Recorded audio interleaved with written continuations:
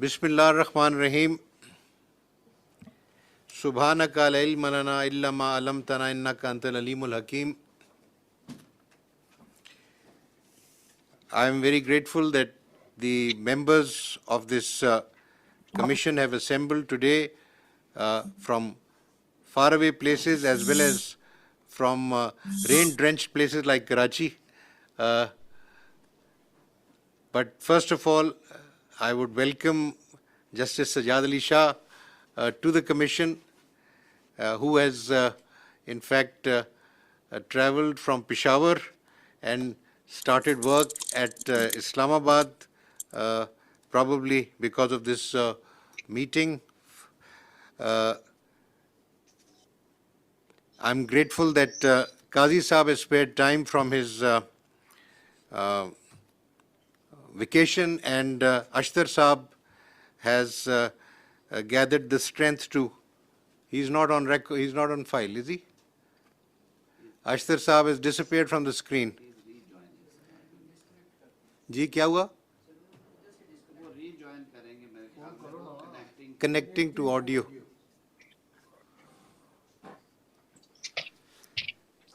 So, shall we continue without a?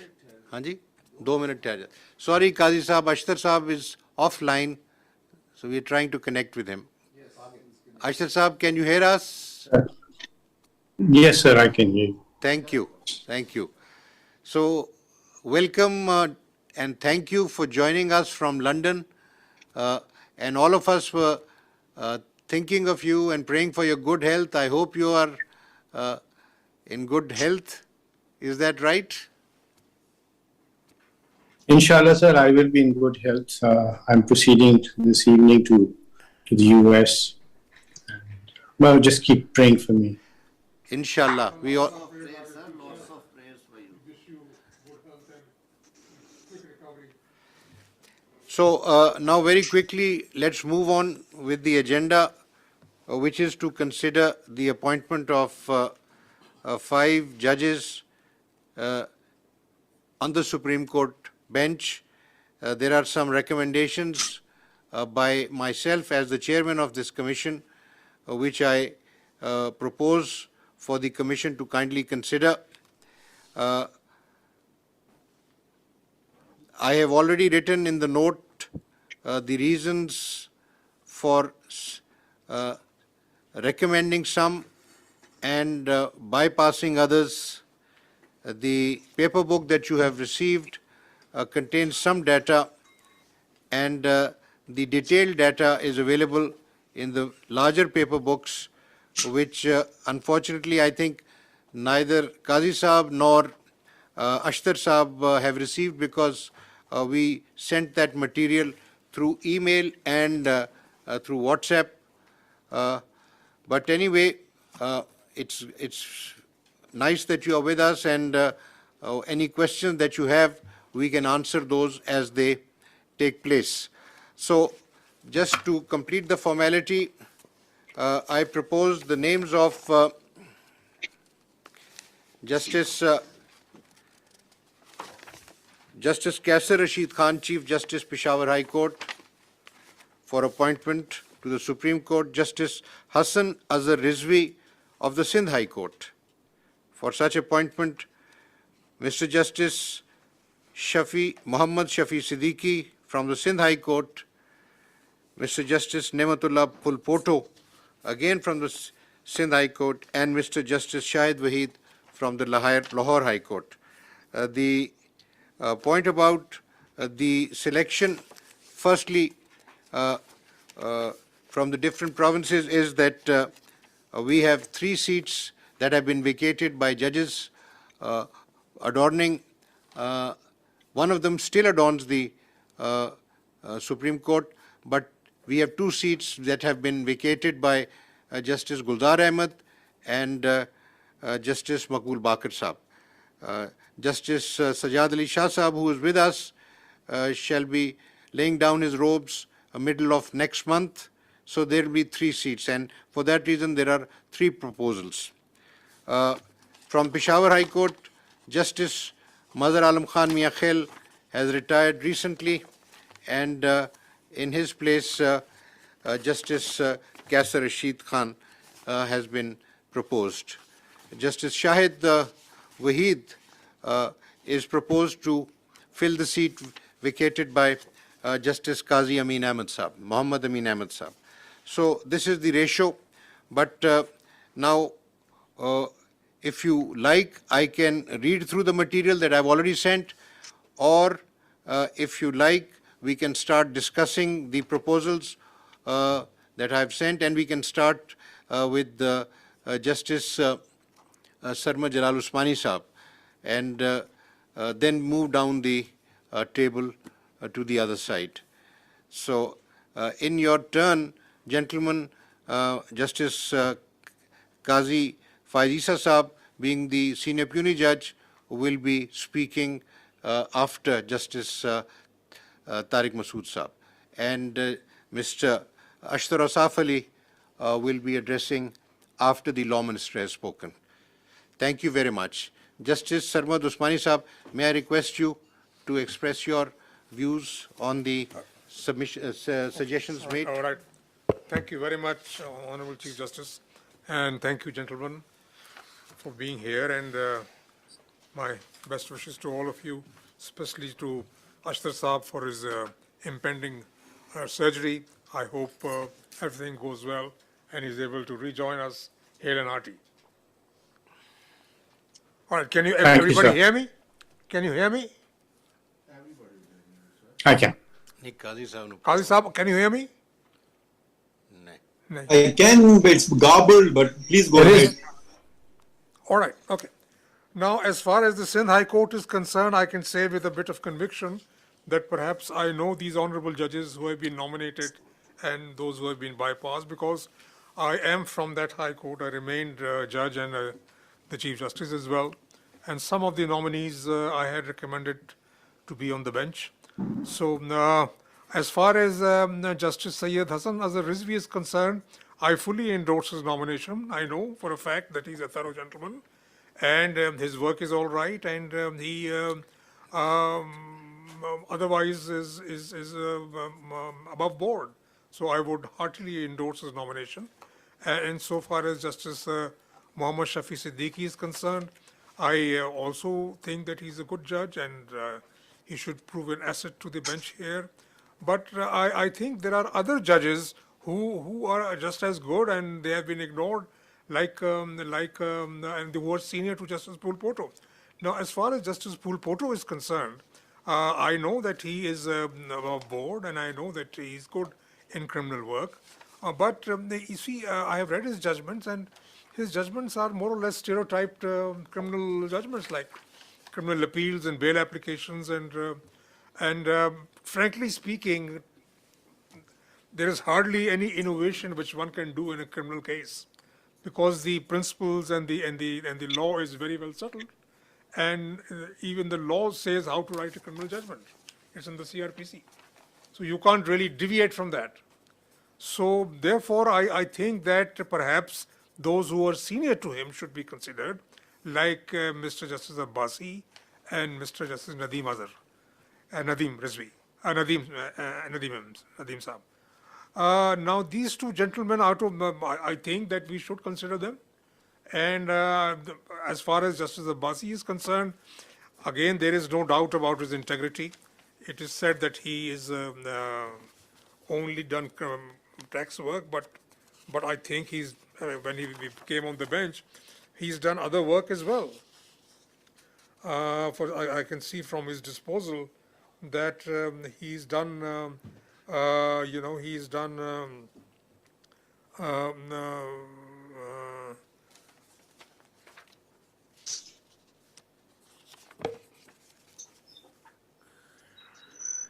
he's done work, but mostly he's done tax work, all right, but he's done family, he's done rent, he's done bail applications, he's done miscellaneous work, and appeals, criminal appeals also he's done. And so there is civil revisions, high court appeals. So tax cases, of course, because he was always a tax lawyer, so I suppose he was put on the tax bench, and the maximum number of disposal is regarding his tax matters. But that's no surprise. because obviously he has always remained a tax lawyer and he specialized in taxation. But otherwise, I find him to be a rounded gentleman. It is said that perhaps his demeanor is a bit towards his fellow judges and towards the bar is perhaps a bit strict, and maybe he's not a very congenial sort of a person, to put it that way. But I have found him, I have been meeting him over the years. I have never found any sort of defect in this part of his personality.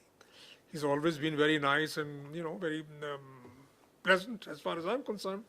So, no, but I'm sure that if the Honorable Chief Justice must have made his investigations, and I'm sure he's right. But I believe that whatever has been said about him was due to the fact that he was bypassed, not once but twice. So therefore, he was slightly bitter about it.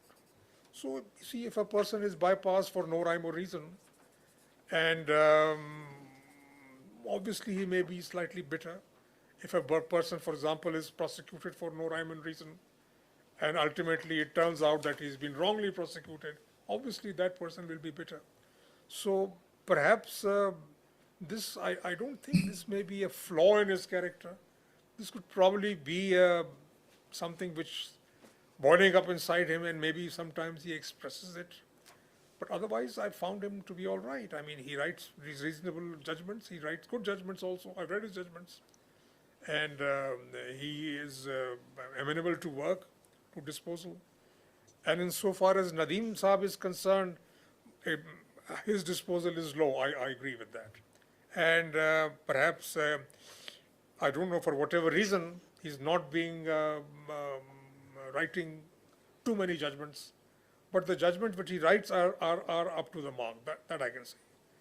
So my thinking would be that perhaps we could consider either one of these gentlemen to be appointed rather than going down the line and appointing Mr. Pulpot. So that's as far as these from Sindh are concerned.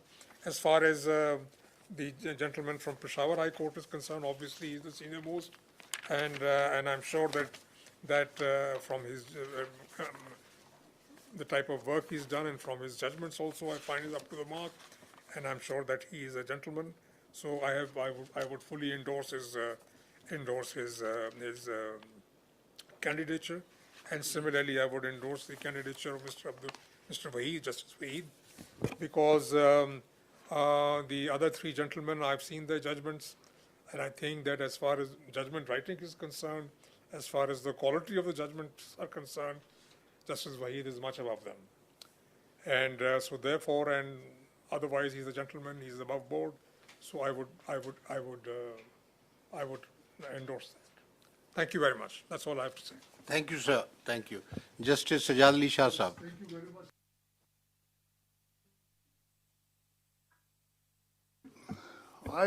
To some extent, I agree with the view expressed by Justice Sarmat Jalal Usmani Sahab.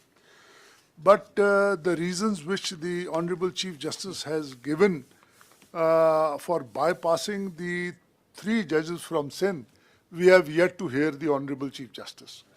So far as these three judges are concerned, which are under consideration, so I personally know them, I have worked with them, and I have found them excellent gentlemen. They know the law, and I think anyone who practices in Sindh would not be able to raise a finger on any of their qualities. So I fully support all the three nominees. Thank you so much. And So far as Mr. Kaisar Rashid is concerned, sir, he is the Chief Justice, and the data given we have seen, and I also fully endorse his nomination. And though I do not know much about Mr. Shahid Waheed, but I again rely on the data provided to me, and I feel that his nomination is also fine. thank you very much.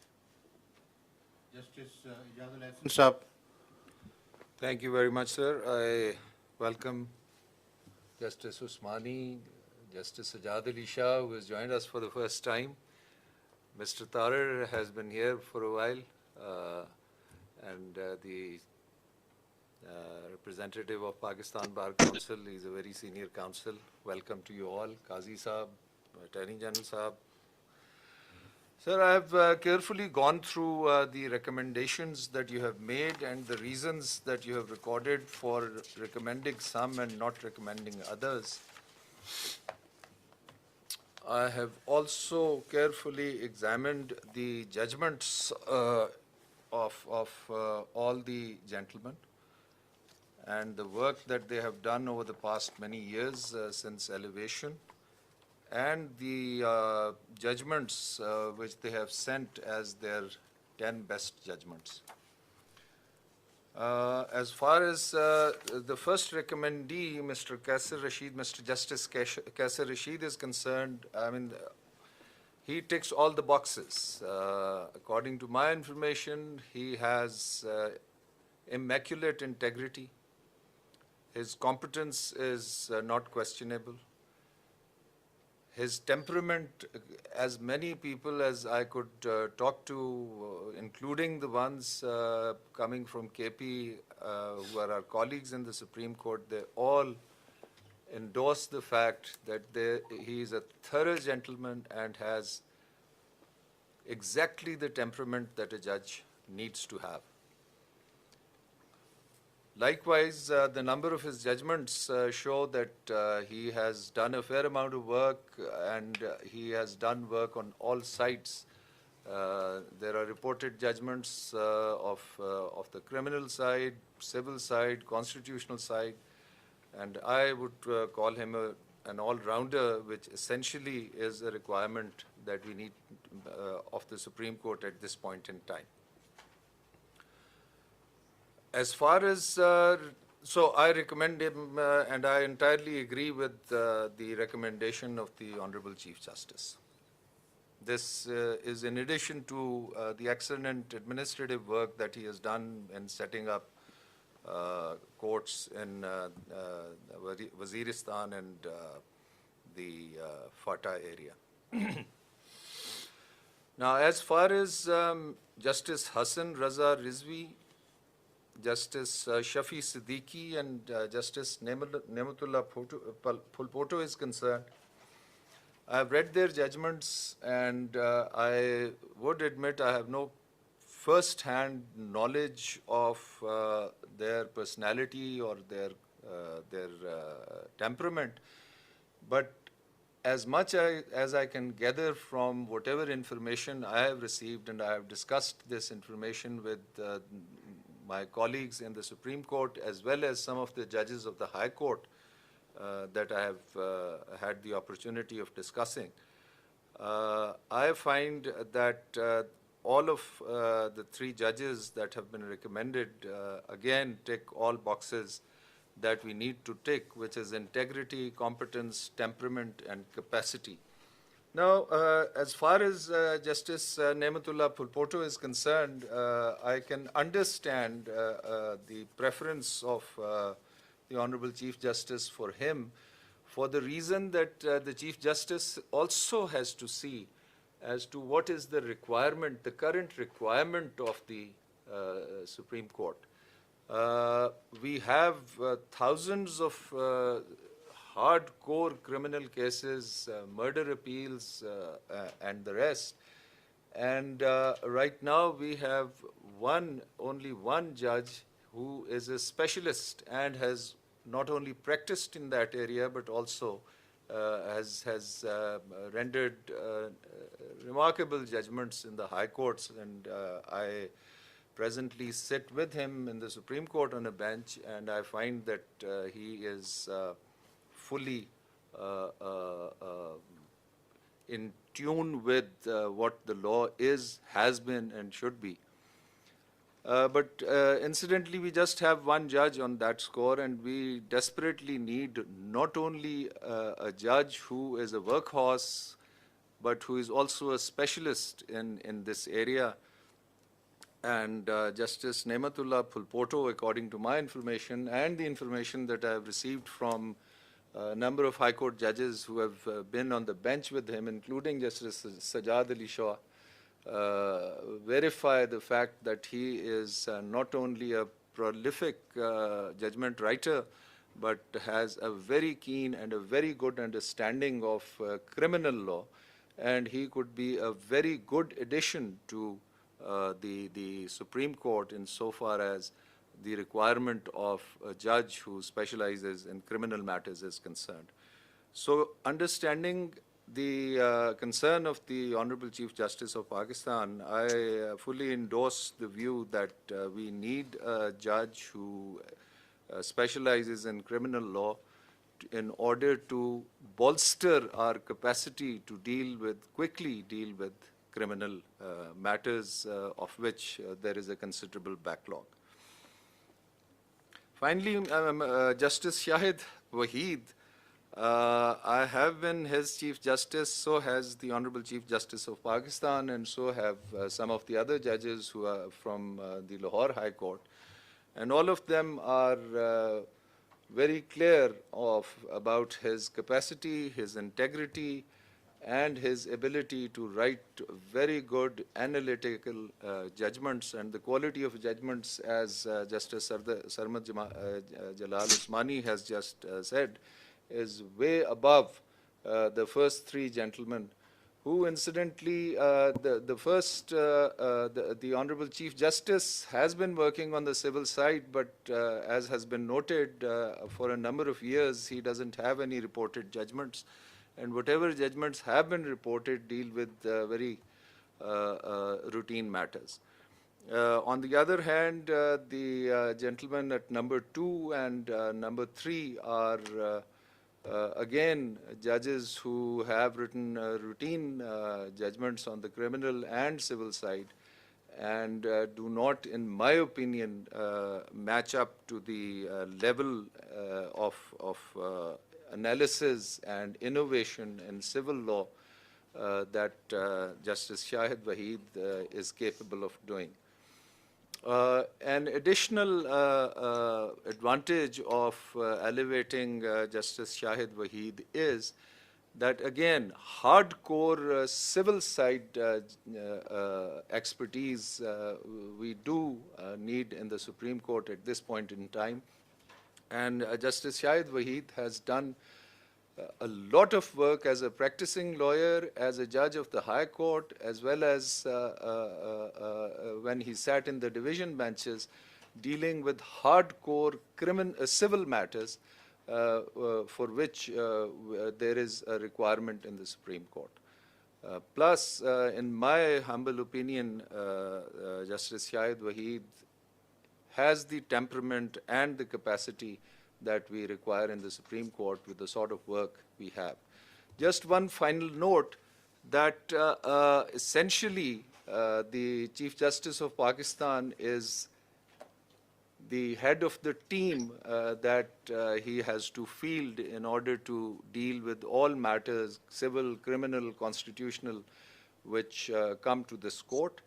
And he has threadbare and very impartially looked at the various merits, demerits, strengths, and weaknesses of all the judges, which is evident from the fact that he has made an extra effort not only to call for their 10 best judgments, but he has also made an effort to ask for judgments of other judges, junior and senior to this particular nominee, and has made an assessment with which I find myself in entire agreement. So I would wholeheartedly endorse all 5 recommendees that the Honorable Chief Justice has placed before this commission. Thank you very much. Thank you, Judge Saab. May I request Justice Sardar Tariq Masood Saab to apprise us of his ideas and thoughts. Thank you very much, sir. Akhtar साहब, अल्लाह आपको सेहत दे, आपकी मेहरबानी कि आप हमारे साथ हैं इस कंडीशन में भी। और मैं वेलकम करता हूं जनाब सजाद शाह साहब को कि वो हमारे मेंबर जुडिशल कमीशन के मेंबर बने, और मैं ये भी कहता हूँ कि ना सिर्फ ये बहुत ही लकी हैं, बल्कि इनको प्रिविलेज मिला है कि अपने ही सक्सेसर को ये खुद ही अपॉइंट करके जाएं, which he did. Now, the recommendation which were given to us, these are, first of all, these are contradictory. On one hand, it was said that there would be a seniority plus competence, and for that purpose, from each high court, 3, 4, or 5, 6 judges will be judged. But we have seen that on the principle of seniority, the Chief Justice of Peshawar Court was nominated for appointment as a judge of Supreme Court. No data whatsoever for the other judges have been provided to us to make a comparative analysis. Presently, there are 4 vacancies for appointment as judge of the Supreme Court, and according to Article 175(8) of the Constitution of the Islamic Republic of Pakistan, the Commission by majority of the total member can nominate one person for each vacancy to the Parliamentary Committee for appointment as judge of the Supreme Court. So the Constitution is not giving any mandate to this Commission for appointment of a judge of the Supreme Court for anticipated vacancies, which is being done now.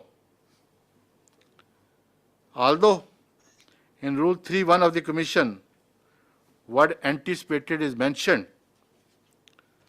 was introduced, but the rules cannot overrule the article of the Constitution, which otherwise is quite clear, having no ambiguity. The letter dated 20th July 2022 is silent as to who amongst the judges of the High Court of Sindh has been proposed for anticipated vacancies.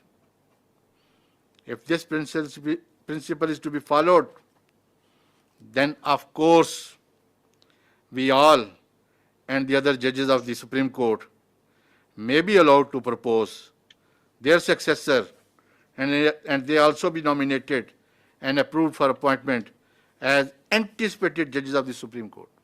मेरी ख्वाहिश तो कम से कम ये है, बाकियों के बारे में कुछ नहीं कह सकता. Even otherwise, if we approve all the nominees judges, then of course number of the judges in the Supreme Court will be 18, which is against the Constitution. Although under Section 177 of the Constitution, the eligibility for appointment of a judge, as a judge of the Supreme Court is 5-year service as judge of the High Court. But practice and propriety always demand that seniority principle shall be considered first, and in case of appointment of a junior judge, while ignoring the senior, and that too without assigning any valid reason, I will valid पे मैं जोर दे रहा हूँ जी, eyebrow may be raised regarding their working in the relevant high courts.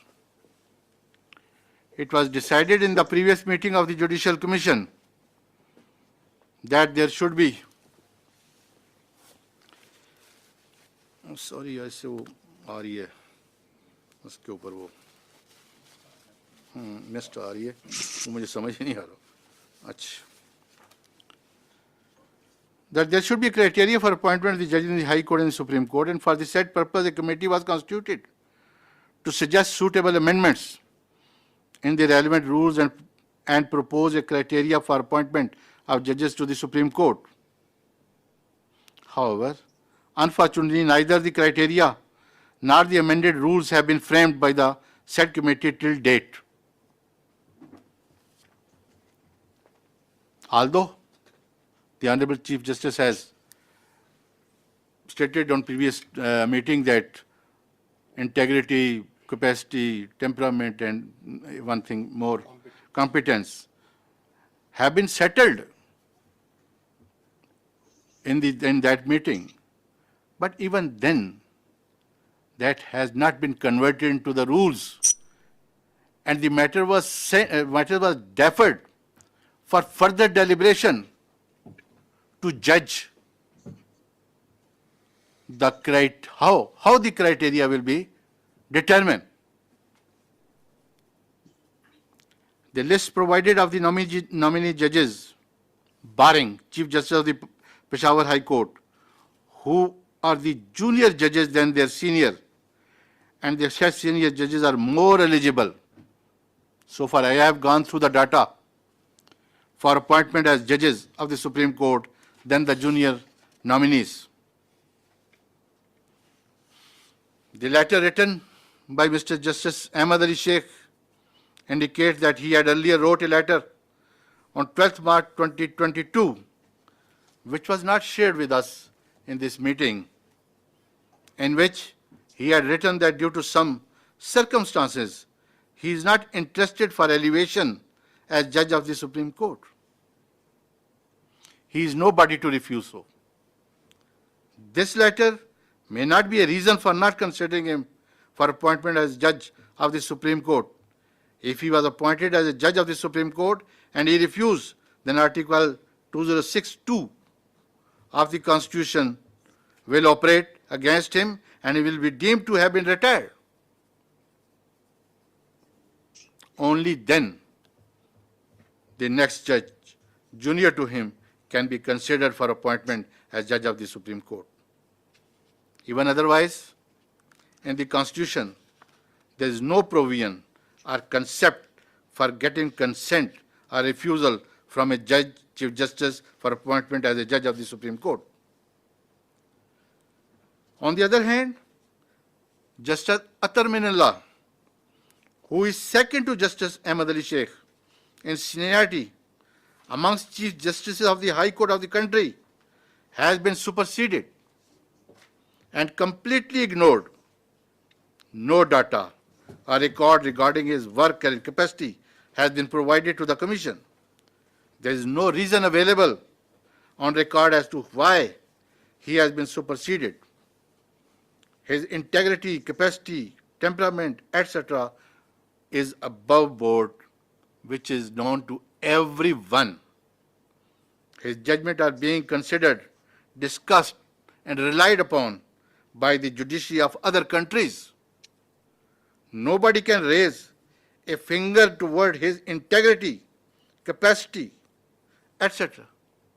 But surprisingly, he was ignored despite the fact that he is the most senior judge amongst the Chief Justice of the High Court. हमारी एक informal सी meeting पहले हुई, उसमें chief साहब का कहना ये था कि इस्लामाबाद हाई कोर्ट का जज का यहाँ लाने का कोई कंसेप्ट है ही नहीं. 175 में इस्लामाबाद हाई कोर्ट का जिक्र है. 175 में इस्लामाबाद हाई कोर्ट में जजेस बनाने का भी जिक्र है. 175 में ये लिखा गया है कि जजेस को जब सुप्रीम कोर्ट लाया जाएगा वो फ्रॉम दी हाई कोर्ट से लाया जाएगा. वहां किसी का नाम नहीं लिखा होगा, पंजाब से लाया जाएगा, सिंध से लाया जाएगा, कोयटा से लाया जाएगा, वो लाया जाएगा. So the high courts, there are 5 high courts. And we have an example. Iqbal Umeedur Rahman was appointed as judge of the Supreme Court from Islamabad High Court. So his ignorance, usko ignore karna, this is, I say, he is the most senior Chief Justice of all the high courts. But he have been ignored at all. And there is no reason for that.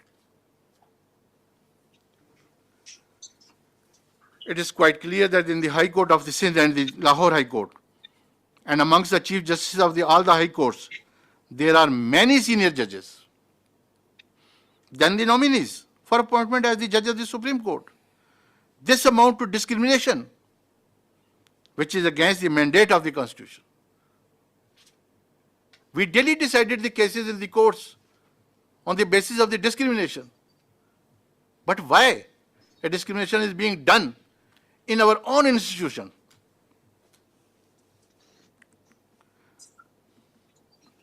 On the other hand, the propriety demands that the seniority must be considered first.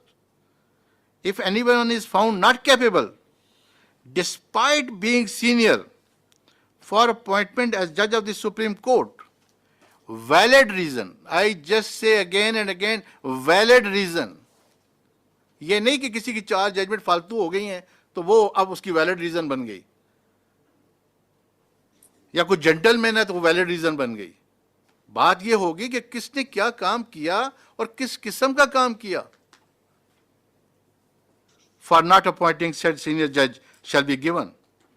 This would mean that the senior should not be considered for for appointment in the Supreme Court, but the Honorable CJP's letter dated 20th July 2022 reveals in para 9 and specifically mentioned that those judges who have been ignored now can be appointed as judge of the Supreme Court in future.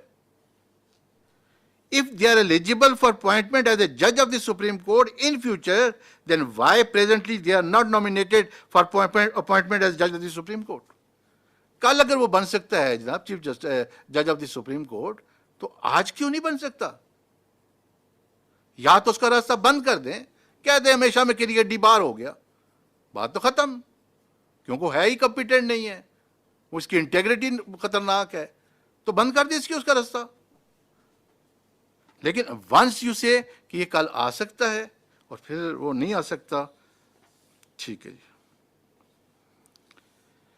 If they are eligible for appointment as judge of the Supreme Court, वो मैंने अभी पढ़ दी, the data provided and the queries made from the different corner of the bar association indicate that the senior judges who have been ignored are more competent to become judges of the Supreme Court than the nominees.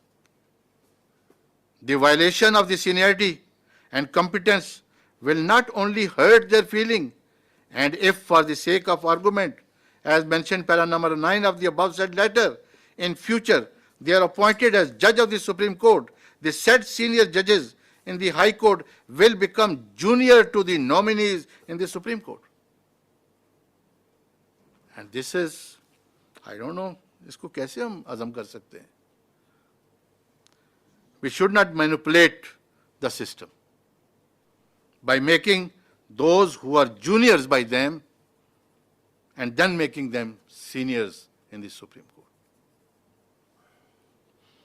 The Bar Council and Bar Association, who always stand for the judiciary against an unconstitutional act in our country, always done by the forces, have also very serious reservation regarding the appointment of the judges against the principle of seniority. And such reservation are the result of collective wisdom of legal fraternity. And the same cannot be lightly ignored. To abide by seniority principle has been their consistent stand for about a decade. हमेशा से उनका यही stand रहा है और वो यही कहते रहे.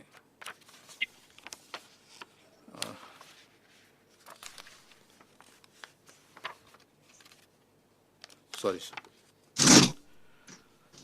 So far, nominees from the High Court of Sindh are concerned, no data of Mr. Justice Ahmad Ali Sheikh is provided, and data provided regarding the nominees, along with the 2 senior, indicate that Mr. Justice Irfan Sadat Khan authored 169 detailed judgment and 28 short judgment out of 197 reported judgment. ये जो data from किया गया पतली copy में, मैं वहाँ से पढ़ रहा हूँ सर, आप भी सामने रखना कि देखना चाहिए, देखना, मैं वहीं से करूँ. Indicating that his detailed judgments were 86%, whereas Mr. Justice Akil Ahmed Abbasi authored 166 detailed judgment and 96 short judgment out of 262 reported judgment, indicating that his detailed judgments were 64%. Whereas Mr. Justice Sayyid Hassan Azhar Rizvi authored 70 detailed judgment and 65 short judgment. He relied more short judgments out of 135 reported judgment, indicating that his detailed judgments were 52%.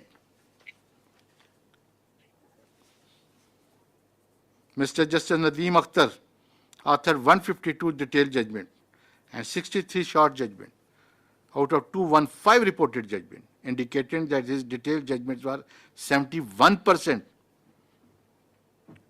Mr. Justice Muhammad Shafi Siddiqui authored 106. This is what I'm saying again, because it was said that Mr. Gheba and Mr. Amir Bhatti, who is the Chief Justice, he had given very few detailed judgment, reported judgment. मैं इसलिए इसको थोड़ा सा कहा है 71%. Mr. Justice Muhammad Shafi authored 106 detailed judgment and 42 short judgment out of 148 reported judgment, indicating that his detailed judgment was 72%. Likewise, Mr. Justice Niamatullah Phulpoto authored 134 detailed judgment and 111 short judgments. We all know in फौजदारी case कैसे short judgement लिखी जाती हैं, किस तरह lawyers को कहा जाता है विड्रॉ करो, क्या करो, you know everything, we know everything. Out of 245 reported judgment indicated and his detailed judgment were 55%. This equation also points out that the ignored judges have given more detailed judgment than some of the nominees. Rather, Mr. Justice Irfan Sadat Khan has authored 86% detailed reported judgment, which are highest than the judgment of the nominees. सबसे ज़्यादा है उसकी. But he has been ignored. He is not competent. उसकी capacity नहीं है लिखने की. इसलिए even the reported judgment of Mr. Justice Irfan Sadat Khan and Mr. Justice Akil Abbasi are more than the reported judgment authored by Mr. Justice Sayyid Hassan Azhar Rizvi and Mr. Justice Muhammad Shafi Siddiqui of the High Court of Sindh.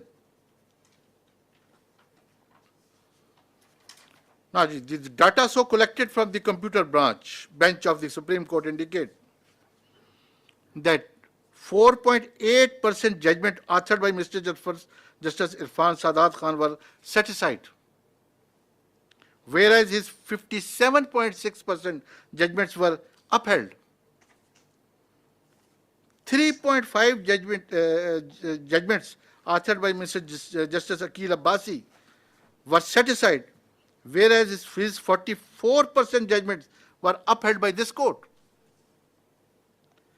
5% judgment handed down by Mr. Justice Sayyid Hassan Azhar Rizvi were set aside, whereas his 56 judgments were upheld by this court. 4.9% judgment authored by Mr. Justice Muhammad Shafi Siddiqui were set aside, whereas his 60% judgment were upheld by this court. Likewise, 11.7 judgment authored by Mr. Justice Niamatullah Khan Phulpoto was set aside. सबसे ज़्यादा इसकी जो set aside हुई. Whereas his 48 judgments were upheld by this court. The above data and percentage of set aside judgment authored by Mr. Justice Irfan Sadat Khan and Mr. Justice Akil Ahmed Abbasi are lesser in number than the other nominees, judges of the High Court of the Sindh, which indicate the better competency and command of law of the said two senior judges. The reported judgment of Mr. Shahid Wahid of the, अब Lahore out की बात कर रहा हूँ, वहाँ तो मैं ख़त्म कर दिया. The reported judgment of Mr. Shahid Wahid of the Lahore High Court are less than the judgment authored by Mr. Justice Shujaat Ali Khan. The detailed reported judgment of Mr. Justice Shahzad Ahmad Khan Gheba, Shahzad Ahmad Khan and Shujaat Ali Khan are higher than the judgment of Mr. Shahid Wahid and almost equal to Mr. Justice Muhammad Amir Bhatti. So this comparative chart annexed with the record also indicate that senior judges are more eligible than the nominees judges. 2.6% judgment authored by Mr. Justice Amir Bhatti were set aside, whereas his 76.5% judgments were upheld by this court. 18.2 judgment authored by Mr. Justice Malik Shehzad Ahmad Khan. Sorry, sir. Ek minute. Bismillah.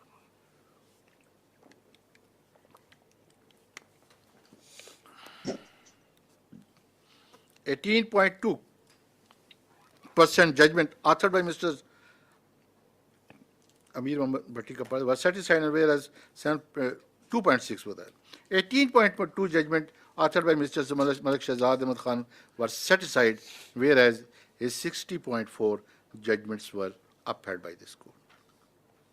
2.3% judgment authored by Mr. Justice Shujat Ali Khan were set aside, and whereas his 71% judgment were upheld by this court. On the other hand, 4% judgment were authored by Mr. Justice Shahid Wahid were set aside by this court, whereas his 77.8% judgment were upheld. So the percentage of set aside judgment of Mr. Justice Amir Bhatti and Mr. Shujat Ali Khan are lesser in number than the nominee judge Mr. Shahid Wahid of the Lahore High Court. This data also confirms that the senior most judges and other seniors are equally rather better competent than the nominees. So far, Niamatullah Phulpoto is concerned, I totally agreed with my senior most judge, Usmani Saab. I have also gone through the judgments handed down by Mr. Justice Niamatullah Phulpoto, who has normally authored his judgment on criminal side. 111 judgments were challenged before the court. Out of 9 were pending. Leave was granted in 27 cases, and 13 judgments were set aside, and his judgment set aside, whereas 53 cases were dismissed, out of which many of them were dismissed having become infectious. मुझे इसलिए मैं ये कह रहा हूँ, मेरे पास वो data भी है, रिकॉर्ड मेरे पास मौजूद है, मैं कहेंगे मैं एक एक नंबर पढ़ के बताऊंगा, वो लिखा हुआ है कि those has been become infectious for the reason या तो बंदा जेल से छूट गया या वो मर गया. ज़्यादातर उसकी तमाम वो जजमेंट जो हुई हैं, लॉ हुई हैं, या कहें कि उसको डिस्पोज ऑफ किया गया है, वो इस ग्राउंड पे डिस्पोज ऑफ हुई है. ये मेरे पास वो सारा रिकॉर्ड मौजूद है जो मैंने ऑफिस से मंगवाया.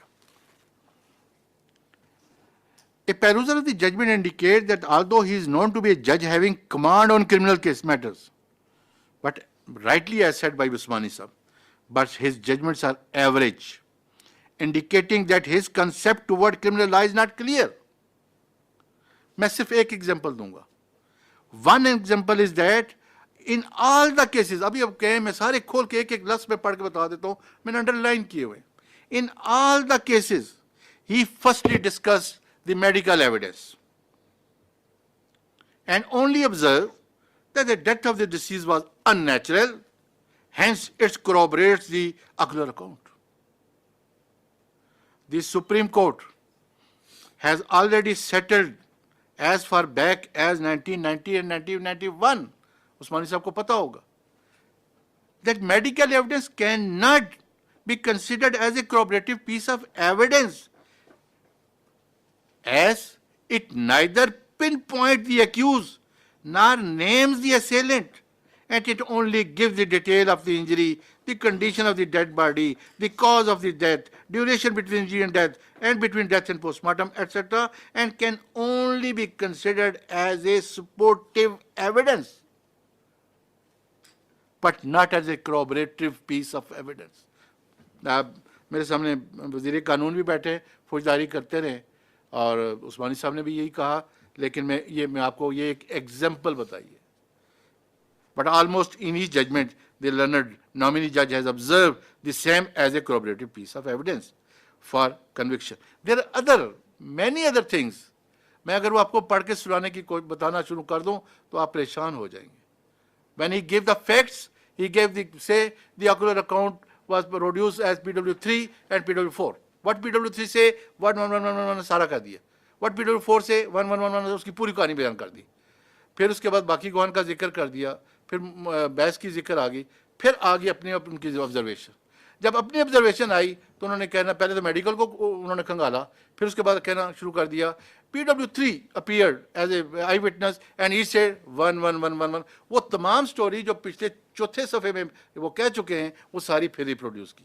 PW4 से फिर 1111 वो सारी फिर रिप्रोड्यूस कर दी, और आखिर में कह दिया कि क्योंकि ऑक्यूलर अकाउंट ने बड़ा ठीक ठाक बयान दे दिया है तो this is sufficient for conviction.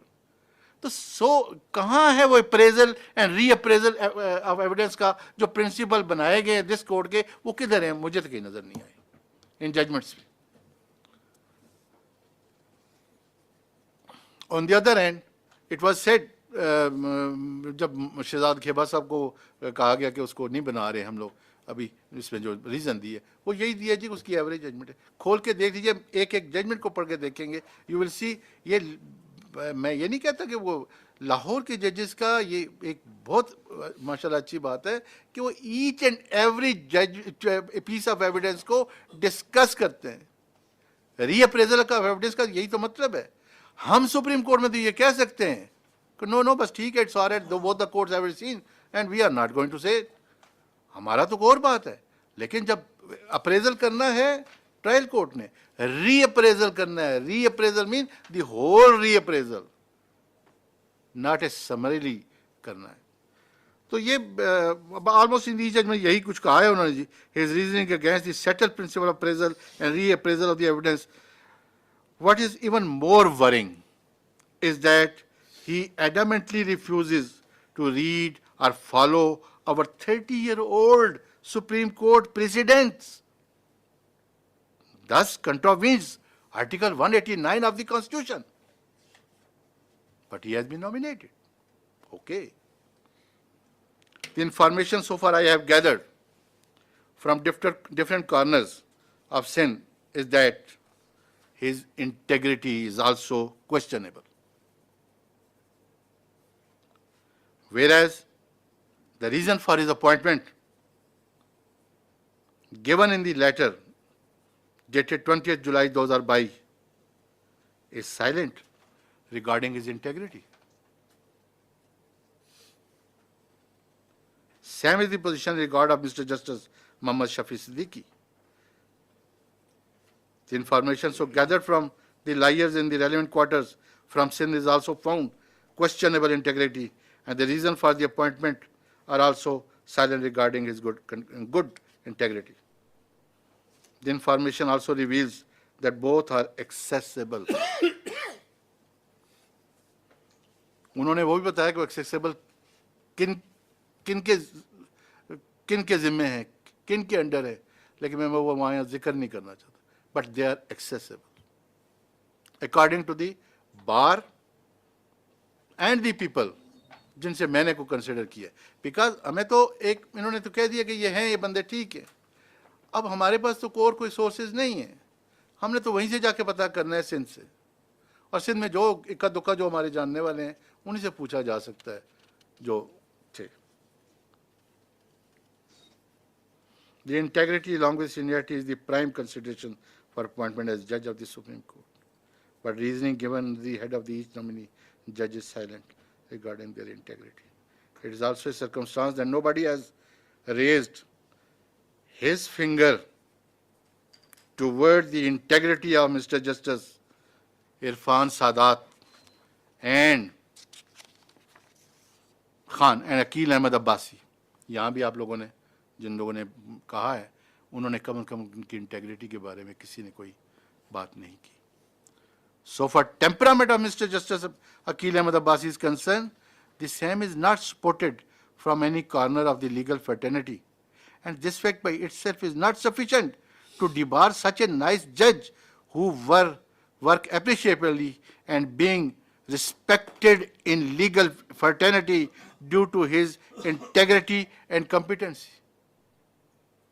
Sir temperament, खाली टेम्परामेंट की वजह से किसी जज को डिबार कर देना, तो ये तो मैं समझता हूँ अगर हम अपना यहाँ सुप्रीम कोर्ट में अगर हम देखें تو کئی دفعہ ہمارے ججز ٹیمپرامنٹ لوز کر جاتے ہیں وکلا کی نالائکیوں کے اوپر, وکلا کی کسی بات کے اوپر کر جاتے ہیں.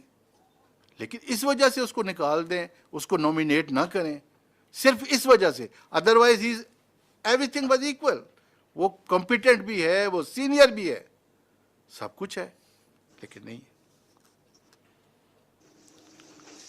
سر میں دو باتوں کا جواب دے دوں, پھر میں آخر میں وہ بتاؤں گا کہ میں کن کو کر رہا ہوں کن کو نہیں کر رہا.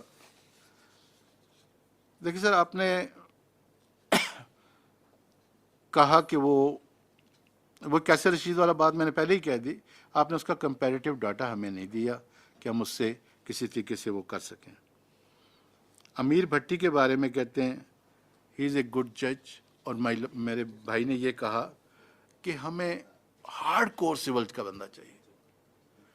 امیر Bhatti work in Multan district judiciary district courts for decades.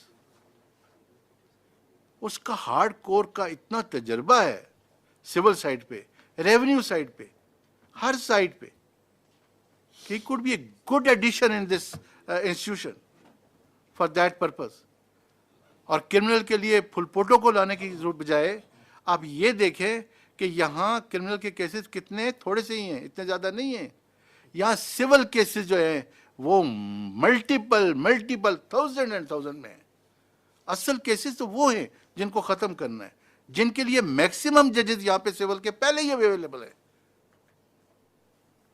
فوجداری کے تو اکا دکا ہے بقول اعجاز الحسن صاحب کے. تو اس لیے میں یہ سمجھتا ہوں کہ he is the most competent and suitable person. Now I conclude کرتا ہوں جی. آئی ود آل ریزرویشن, میری ریزرویشن ہمیشہ یہ رہی ہے جی سینئرٹی کی. یہ سینئرٹی پرنسپل کو جب بھی ہم وائلیٹ کرتے ہیں اس ملک کے لیے کچھ اچھا نہیں ہوتا. I with all above reservation is not inclined to approve the proposal for appointment of Mr. Justice Sayyid Hassan Azhar Rizvi, Muhammad Shafi Siddiqui, Niamatullah Phulpoto, falling at serial number 4, 6 and 7 of the seniority list respectively in the High Court of the Sindh, and Mr. Justice Shahid Waheed falling at serial number 4 of the seniority list in the Lahore High Court. As we have been provided comparative record, and I say that from the above comparative discussion, I am confident that in view of the seniority principle, integrity and competency, Mr. Justice Muhammad Amir Bhatti is suitable for appointment as Judge of the Supreme Court on vacant seat. Likewise, on the principle of seniority, Mr. Justice Ahmad Ali Sheikh, keeping in view his vast experience as a Chief Justice of the High Court of Sindh and his earlier consideration for appointment as an ad hoc Judge of the Supreme Court, he is also suitable for his elevation as a Judge of the Supreme Court of Pakistan. If he is proceeded under Article 206, then of course Mr. Justice Irfan Sadat Khan and Aqil Ahmad Abbasi are the most suitable judges to be appointed as a judge in Supreme Court of Pakistan, and I approve their name as such. So far, Mr. Justice Kaisar Rashid Khan is concerned, although he is a senior most judge of this Peshawar High Court, but surprisingly, no comparative data qua other two judges has been provided so that a comparison could be made regarding their competency, integrity, besides seniority. So in my humble view, his matter may be deferred. Thank you very much, sir. Chairman Sahab. मैंने कुछ time ज़्यादा ले लिया. I am sorry. Thank you very much, Justice Tariq Masood Saab. Your analysis is very illuminating, and all that you have said needs to be dealt with during our discussion and will be answered. May I now request Justice Qazi Faiz Isa Saab to inform us about his thoughts. Thank you very much. I had informed you of my thoughts by a note dated 25th July 2022, and I would request that that note be made part of the minutes. Another thing which I want to add is that some novelty, new method of doing things has evolved, and I have zero confidence in the minutes that are recorded. Previously, minutes which were recorded were then sent, were put up in the next meeting or circulated for confirmation. This has arbitrarily been put a stop to, which I have raised in writing a number of times, that the minutes were wrongly recorded, and give me the recording of them which will confirm this. This was withheld from me. The senior most judge of the Supreme Court, a member of the Judicial Commission of Pakistan. So the accuracy of recording of minutes, why this suppression of the truth? I would go one step further. Why are we keeping the public out? Article 19A of the Constitution has been enacted. It gives right of information to everyone. Why proceed behind closed doors? My experience has been, whenever you proceed behind closed doors, it is because one does not want uncomfortable truths to emerge and to suppress them. So I would request that the minutes, it be resumed, the procedure before the minutes were sent for confirmation, and not at the end of the day, 7 people, 9 people, 13 people decide something, and one gentleman who I have the highest respect for may not have paid close attention or may have misunderstood something and record something, and that becomes the minutes of the meeting. Sir, this practice is not prevalent in limited companies, in any other meeting procedure, and was always the practice of this court. Let us not jettison the good things that we used to abide by. Please do not arbitrarily send a note that this is the minutes of the meeting. So I would request, my eyes were opened by the data provided by Sardar Saab. Now, if we had all been involved in this process from the inception, it wouldn't have come to this. To expose, I'm sure the Chief Justice was misled. To expose, will any heads roll? If Sardar Saab did not take it upon himself to analyze, we took it as the gospel truth. But I don't know if I can speak for everyone, I for one want to acknowledge him. I had written for postponement, my request was not conceded to. Sir, I know the Chief Justice is a very busy man. And so it must have slipped his mind to politely respond to me, which he did not do. But I'm so grateful that he's giving me an opportunity not to holiday too much and give him my 2 bits in this meeting. I have already expressed my views on a number of issues which have not been responded to.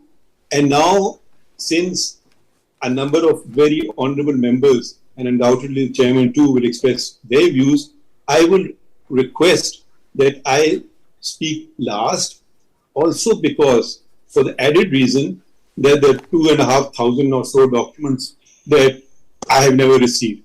So I will be enlightened, and I would like to express my views at the end. Thank you very much.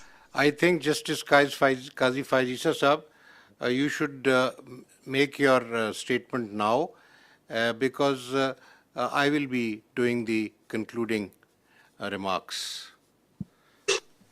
Sir, with the greatest of respect, I have not come here to make a statement. I have come here to learn from you, from Sarmat Saab, from Shah Saab, from the Law Minister, from the Attorney General. I have come to learn.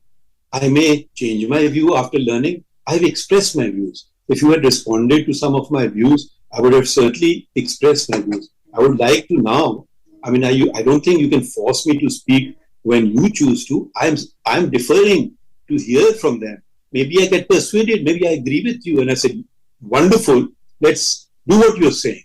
So why are you depriving me of this opportunity? All I'm saying is I want to hear you all and express your views. And I've expressed good reason that I don't have the benefit of the 2,500 documents that you have prepared, put together, and all the other members have. So is it unfair? Okay, then you can speak before I speak, so that I can conclude the matter then. I would actually like to hear you also respond to some of the very serious points raised by Sardar Saab. And if you can put them to rest, it will change my opinion. So, sir, your golden words are eagerly awaited, sir. Thank you. May I now request the पहले Attorney General बोलते आप बोलेंगे ना? May I now request the Law Minister to kindly express his views? Thank you very much, Mr. Chairman. And first of all, I congratulate Mr. Sajjad Ali Shah joining the first meeting. Many prayers for Attorney General Ashtar Osaf for a swift and quick recovery, and look forward to see him here appearing before the benches, having meetings with us, and bringing us to the dinners as he always does. Sir, I've been enlightened by the material sent to me by the Commission, as well as the views expressed by the honorable members of the Commission.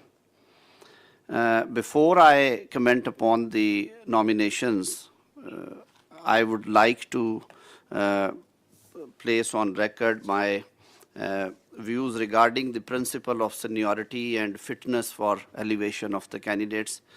As all of us know that this being the apex court of the country, and there is no other court who can actually sit over the Supreme Court for reversing or changing or setting aside the orders and correcting the wrongs, if any, committed by the court.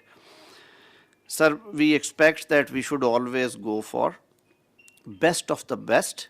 So while saying so, I would suggest that we have to actually formulate a criteria and then to codify it in order to streamline the rules and the criteria, that at what juncture we should bypass or ignore the seniority principle, and what should be the valid reasons for ignoring the same. Mr. Chairman, unless and until we actually with open hearts we sit together and we frame these rules, my belief is that we would not be able to bring transparency to these proceedings. And in that eventuality, we will be losing the trust of the stakeholders and the public at large. Sir, I have seen in the past years, the bar bodies, the bar councils and bar associations are time and again urging that there has to be codified formula for the functioning and the criteria, functioning of the commission and the criteria for the elevations, be that it may the high courts and more particularly, sir, the Supreme Court of Pakistan. I am impressed the way the honorable chairman tried to bring everything on record and give us an opportunity to analyze the material and then to decide. But as Justice Sardar Tariq Masood pointed out, sir, when we look into these things, many confusions and many questions arise in our minds. When I gone through the material and the judgments and the data provided by the Judicial Commission of Pakistan to me. And sir, I'm grateful that this time I received the material well before the convening of meeting, and I also appreciate and grateful for the decision taken by the Commission, and more particularly by the chairman, that at least 7 days notice should be given to convene a meeting for appointment of honorable. Sir, it's a very sacred and noble duty, and we have to put all efforts to ensure that most suitable, competent and spotless candidates should be considered and then appointed for these high offices. Sir, coming to I would not take much time coming to the candidates and their eligibility, starting from the first nominee, Mr. Kaisar Rashid, the Honorable Chief Justice of Peshawar High Court. Sir, I agree with the opinion expressed by Sardar Tariq Masood.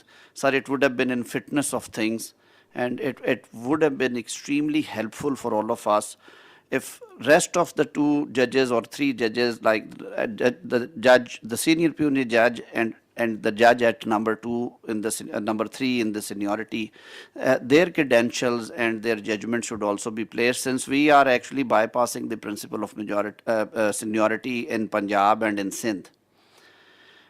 Speaking for myself, sir, I know both the gentlemen, Justice Kaisar Rashid and Mr. Justice Ruhul Amin Chamkini, who is the senior puisne judge there. Incidentally, both were honorable members, Pakistan Bar Council in 2010-15 tenure when I was first elected for that office. And I had an honor and opportunity to work with both of them.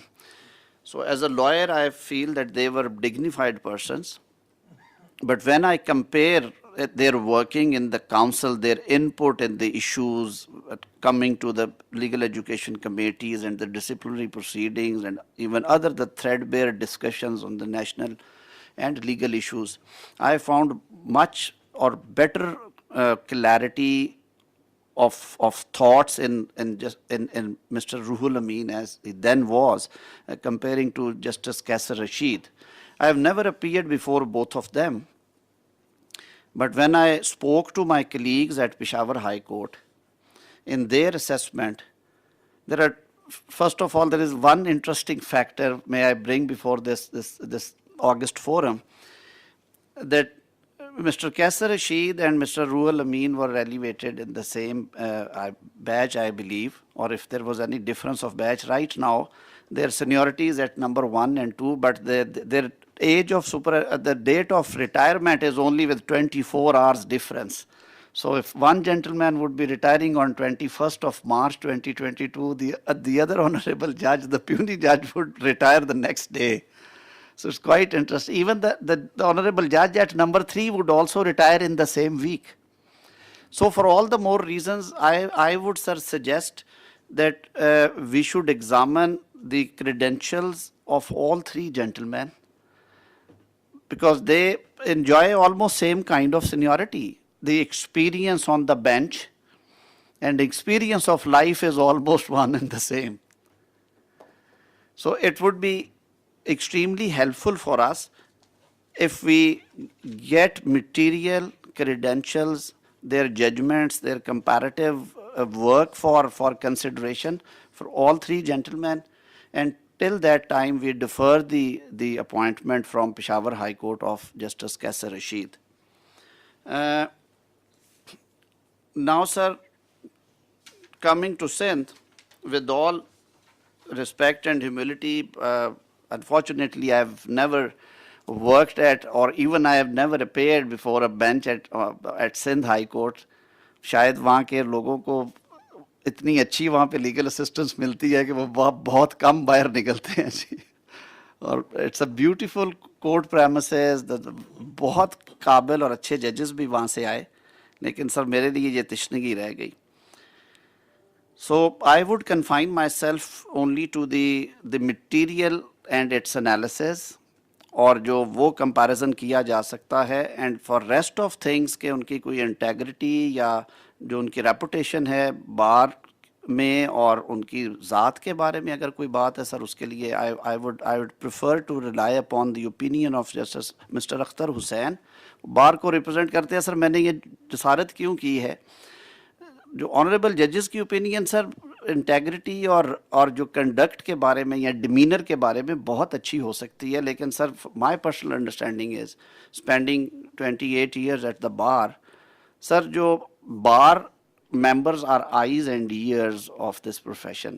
کیونکہ sir ہم لوگ ایک سے دوسری, دوسری سے تیسری, تیسری سے چوتھی کورٹ میں جاتے ہیں, ہر بندے کو سر کام کرتے ہوئے دیکھتے ہیں, ان کی جو کمپیٹنس کا لیول ہے, ان کی جو کیسز کا ڈسپوزل ہے, ان کے لکھنے کا انداز ہے, ان کا آرڈر ڈکٹیٹ کرنے کا طریقہ, ان کا کورٹ میں ڈیمینر, لائرز کے ساتھ کنڈکٹ, لٹیگنٹس کے ساتھ کنڈکٹ, سینئر پارٹنرز یا junior partner in the division bench یا لارجر بینچز میں ان کا جو ساری چیزیں سر وہ ساری ہم لوگ دیکھتے ہیں, اور میرے خیال میں سر وہ قدرے بہتر اسیسمنٹ ہوتی ہے.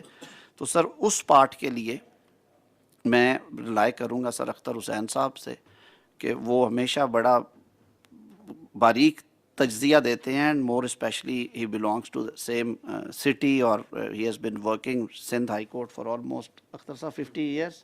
گولڈن جوبلی ہو گئی کیا جی؟ Now sir, as far as the nominations are concerned, I agree to great extent that when we sir the expectancy principle یا ایک خواہش ہوتی ہے آپ کی کہ میں الٹیمیٹلی اپنا کیریئر ایپکس کورٹ میں آ کے وہ کلمینیٹ ہو, تو سر سینئرز کو اگنور کرنے کے لیے میرے خیال میں سر بہت ویلڈ اور ساؤنڈ ریزنز ہمیں درکار ہونی چاہیے. اور میں نے شاید اسی لیے سر شروع میں کہا تھا کہ گورنمنٹ بھی یہ سمجھتی ہے, and I have also discuss this issue with my colleagues in the cabinet, جو تھوڑا سا لیگل جن میں انٹرسٹ ہے, and also with the honourable prime minister. وہ بھی سمجھتے ہیں کہ سر بار باڈیز کی یہ جو ڈیمانڈ ہے, اور کمیشن میں بھی بہت دفعہ سر یہ بات ہوئی ایون بائی دی آنریبل ججز, that we should devise a codified criteria for that matter. کہ ایک تو سر کمیشن کی جو فنکشننگ ہے وہ بہت آسان ہو جائے گی, دوسرا سر یہ جو پک اینڈ چوز کی کبھی بھی یہ بات نہیں آ سکے گی اس صورت میں جہاں پہ سر سینیورٹی جو ہے وہ ڈیمیج کرتی ہو کمپیٹنس کے حوالے سے, اور کھڑی یا خدا نخواستہ کوئی انٹیگریٹی کا ایشو آتا ہو, تو اس صورت میں بالکل ہمیں نیچے جانا چاہیے. کیونکہ جیسے میں نے شروع میں کہا یہ آخری عدالت ہے اور اس میں ہمیں بیسٹ آف دا بیسٹ کے لیے آنا چاہیے. لیکن سر اگر سینئر لوگوں میں ایکولی گڈ یا تھوڑے سے فرق کے ساتھ لوگ بیٹھے ہوں, سر انہیں اگنور کرنا شاید ان کے ساتھ زیادتی ہو جائے. تو اس حوالے سے جیسے یہ انالیسز کر رہے تھے جسٹس طارق مسعود صاحب, میں نے بھی سر دیکھ رہا تھا, تو اگر اس کو ریویو کیا جا سکے اس تناظر میں کہ ان نامینیشنز کو جو سندھ سے آئی ہیں, اسپیشلی جو جسٹس حسن رضوی صاحب اینڈ جسٹس شفیع صدیقی صاحب کی, سر ان کو ایٹ پار دیکھ لیا جائے جو ان کے سینئر ججز ہیں ان کے ساتھ. اب ایک لمحے کے لیے یہیں پہ روکتے ہوئے sir going down to justice Phulpoto, sir, I'm also a criminal side practitioner for many years, and I've been appearing mostly in the criminal matters. I've gone through the judgments. There are serious defects, sir, and deviation from the standard principles of criminal law. And more so, جو بہت زیادہ dependence ہے سر record کے اوپر, instead of applying mind and giving reasons for decision, which is actually the job of a judge, and a good judge always, sir, you don't need to, you are sitting in a court of appeal, the record is also part of the case, وہ آپ کے سامنے ہے, وہ سارا reproduce کرے ضرور جو جہاں پہ بہت ضروری ہے آپ کی ریزن کو سپورٹ کرنے کے لیے. لیکن I have seen that he has been writing long judgments, relying upon the records, and then abruptly writing few lines that the ocular account fully supports, is not of the quality which should be believed by. Why should not be believed? One has to give reasons to satisfy the other side. تو ان کی حد تک سر میرے ویسے بھی وہاں سے جو دوستوں سے بات ہو رہی تھی کل, کوئنسیڈنٹ سمجھے, that he is a person of a weak personality. جی معذرت کے ساتھ میں اس پہ بالکل فرم نہیں ہوں, لیکن ہیر سے ضرور ہے کہ ان کے वो बहुत स्ट्रॉन्ग नहीं है डिसीजन मेकिंग में भी, और इवन जो उनकी सोशल रिलेशनिंग है उसमें भी उन्हें बहुत कंफ्यूज नज़र आते हैं. Sir we need very clarity of thought और strong nerved people in the apex court. तो फुलपोटो साहब की हद तक तो सर मैं समझता हूँ कि बेहतर हो सर अगर ये नॉमिनेशन जो है वो डिसअप्रूव की जाए, ताकि कोर्ट में जो बेहतर स्टाफ है सर आपके पास वो आए और जो बेस्ट अवेलेबल लोग हैं, बेस्ट ऑफ द बेस्ट को हम लेके आए. Sir coming to Lahore, since I practiced most of the time, or I would say the entire career at Lahore High Court, I know the gentleman who has been nominated. We have been appearing together. We have been working together in many of the cases. Is a thorough gentleman, a very reasonable human being, finest human being rather, I would say. He was a good lawyer and a good judge, though I've not frequently been appearing before him because he most of the time deals with civil or constitutional matters or the other miscellaneous work broadly from the civil or constitutional side. But sir, I have been frequently appearing before the two honorable judges, or rather three honorable judges senior to him, whose data has also been shared and whose judgments have also been shared with them.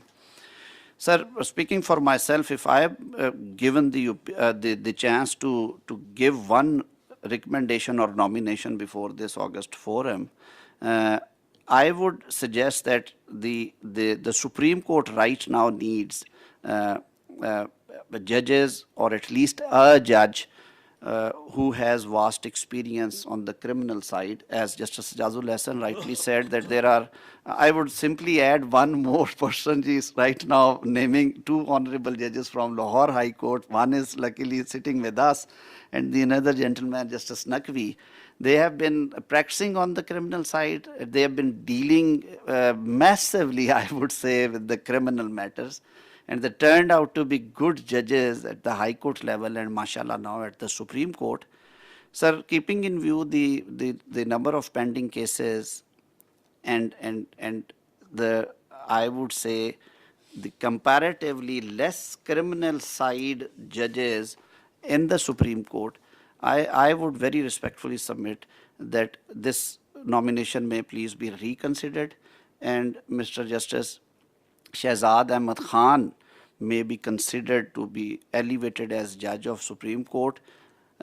Sir, on the appellate side, I have been appearing before him for good 7-8 years, and with all certainty I can say that if not more, I have conducted at least 90 to 100 death sentence and life imprisonment appeals before him.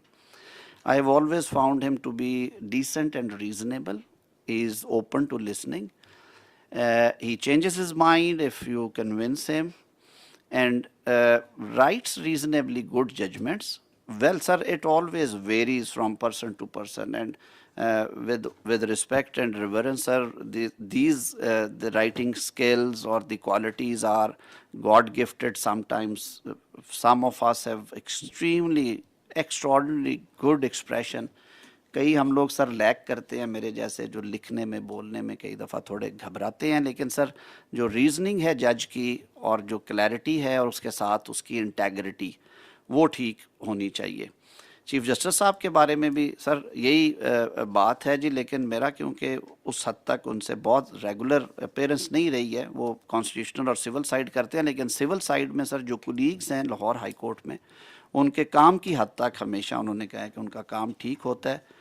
जैसे बात यहाँ पे हुई थी कि जी criminal side पे हमें एक एडिशन चाहिए, तो मेरा सर ये राय होगी कि हम नंबर 9 पे जाने की बजाय सिंध हाई कोर्ट में जस्टिस फुलपोटो की तरफ, it would be in fitness of things अगर हम जस्टिस शहजाद अहमद खान को लाहौर से कंसिडर करें, having vast experience on the criminal side, and there is nothing adverse against him as far as his integrity, his reputation, his demeanour, his conduct with lawyers, sir, that is concerned. So this is, sir, these are my recommendations, ji. Now, sir, coming to another important point, sir, I would also like, if the honorable chair allow me, sir, this process also involves the recommendations or confirmation by the parliamentary committee, which is a constitutional committee consisting of the members of parliament from the treasury and opposition benches.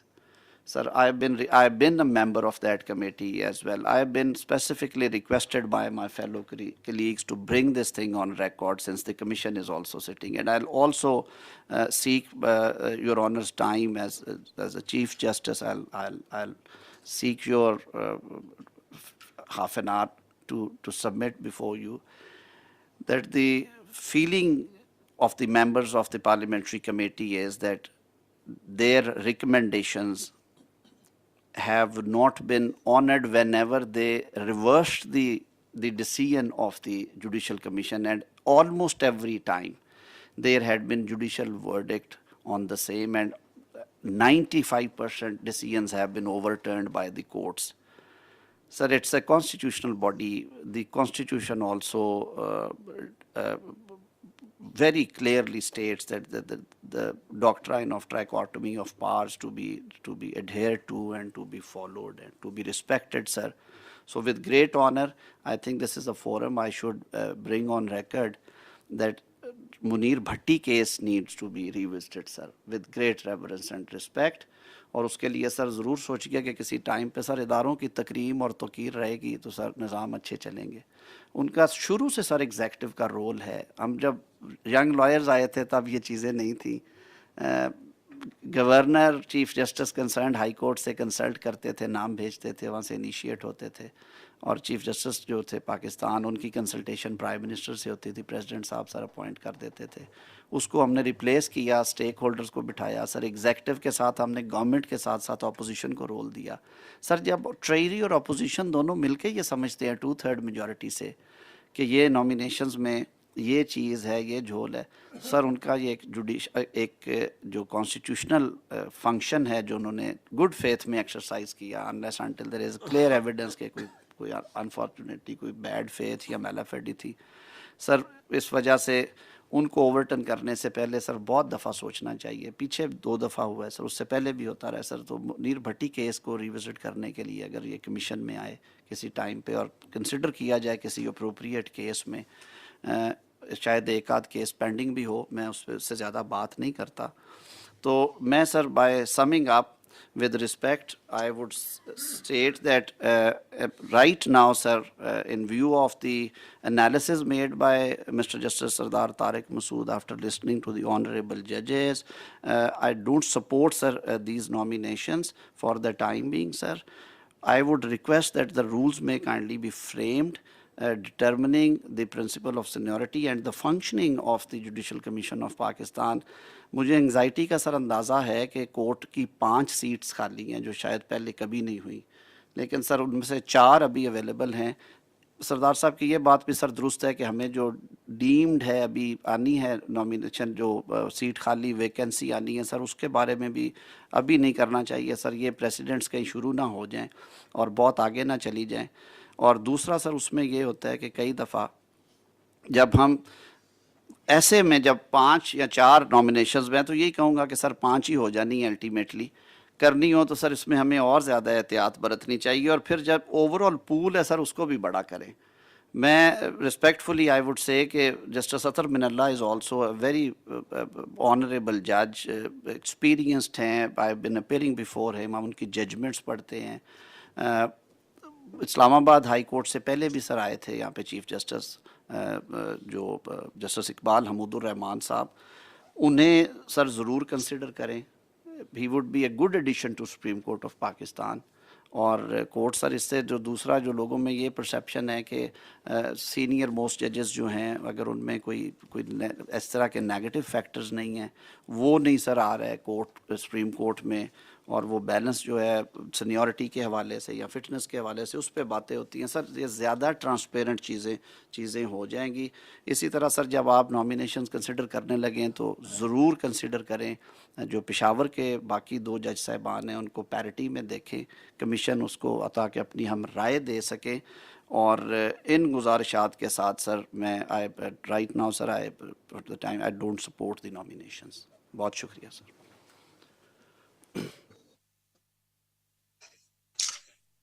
May I request the worthy Attorney General to kindly express his views?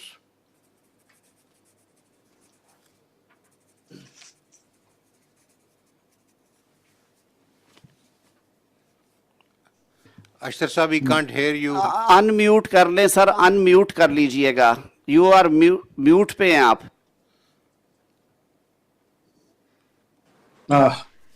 Assalamu alaikum ji. I'm not computer savvy, nor do I know much about these things.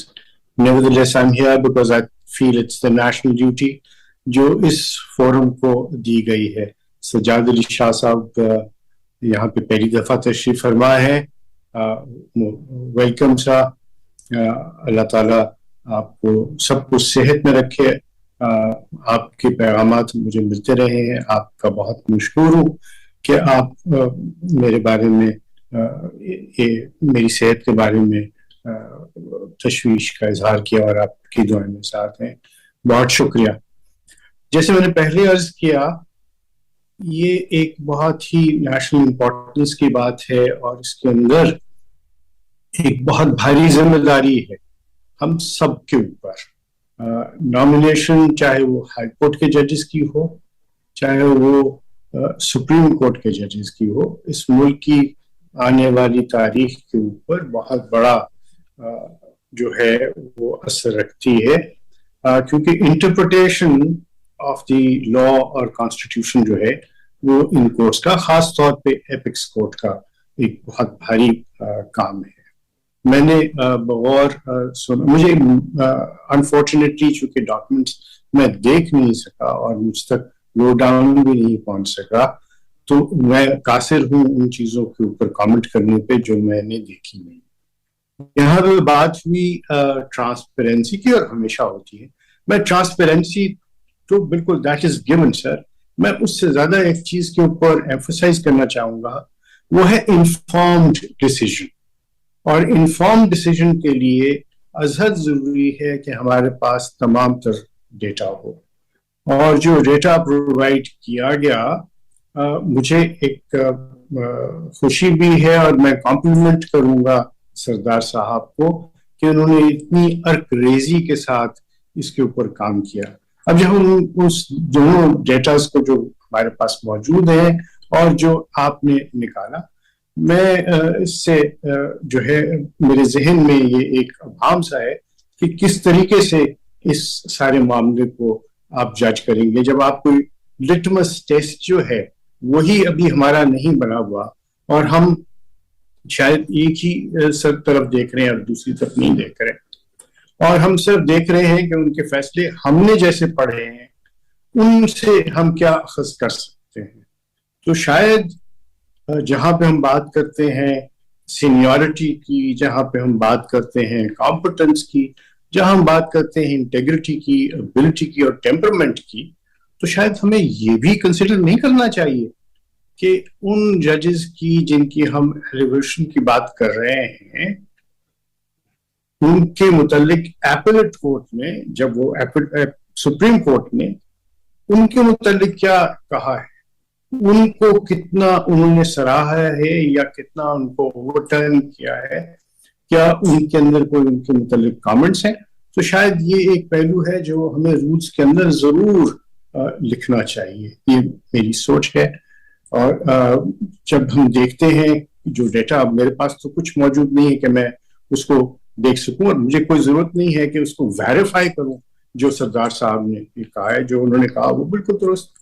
جس طرح آپ کے وہاں پہ ہیں وہ بھی ہیں, لیکن ہمارے پاس کوئی اس کو کمپیئر کرنے کے لیے نہ وقت ملا, نہ ہم نے اس کو اس طریقے سے دیکھا ہے. دوسری بات, اور میں سمجھتا ہوں کہ رولز کے اندر یہ چیز ہو, دوسری بات بہت ضروری یہ ہے وہ یہ ہے کہ ہم جو ایگزسٹنگ ویکنسیز ہیں اس کے متعلق اپنے آپ کو کنفائن کریں اور اینٹیسپیٹری ویکنسی کے لیے اس ویکنسی جب when it occurs, let's cross the bridge when we get there, sir. This is what my thought process is, sir. جہاں تک بات جو ان کی ٹیمپرمنٹ اور یہ ساری چیزیں ہیں اس میں کالیگس اپنی جگہ پہ ہیں، لیکن بار کا جو امپریشن ہے اور بار کی ان پٹ ہے وہ اصل ضروری ہے. شاید اسی لیے آئین میں بھی ایک کردار دیا گیا ہے ریپرزینٹیٹیوز آف دی بار کو. اگر آپ اجازت دیں تو میں تھوڑا سا پانی پی لوں.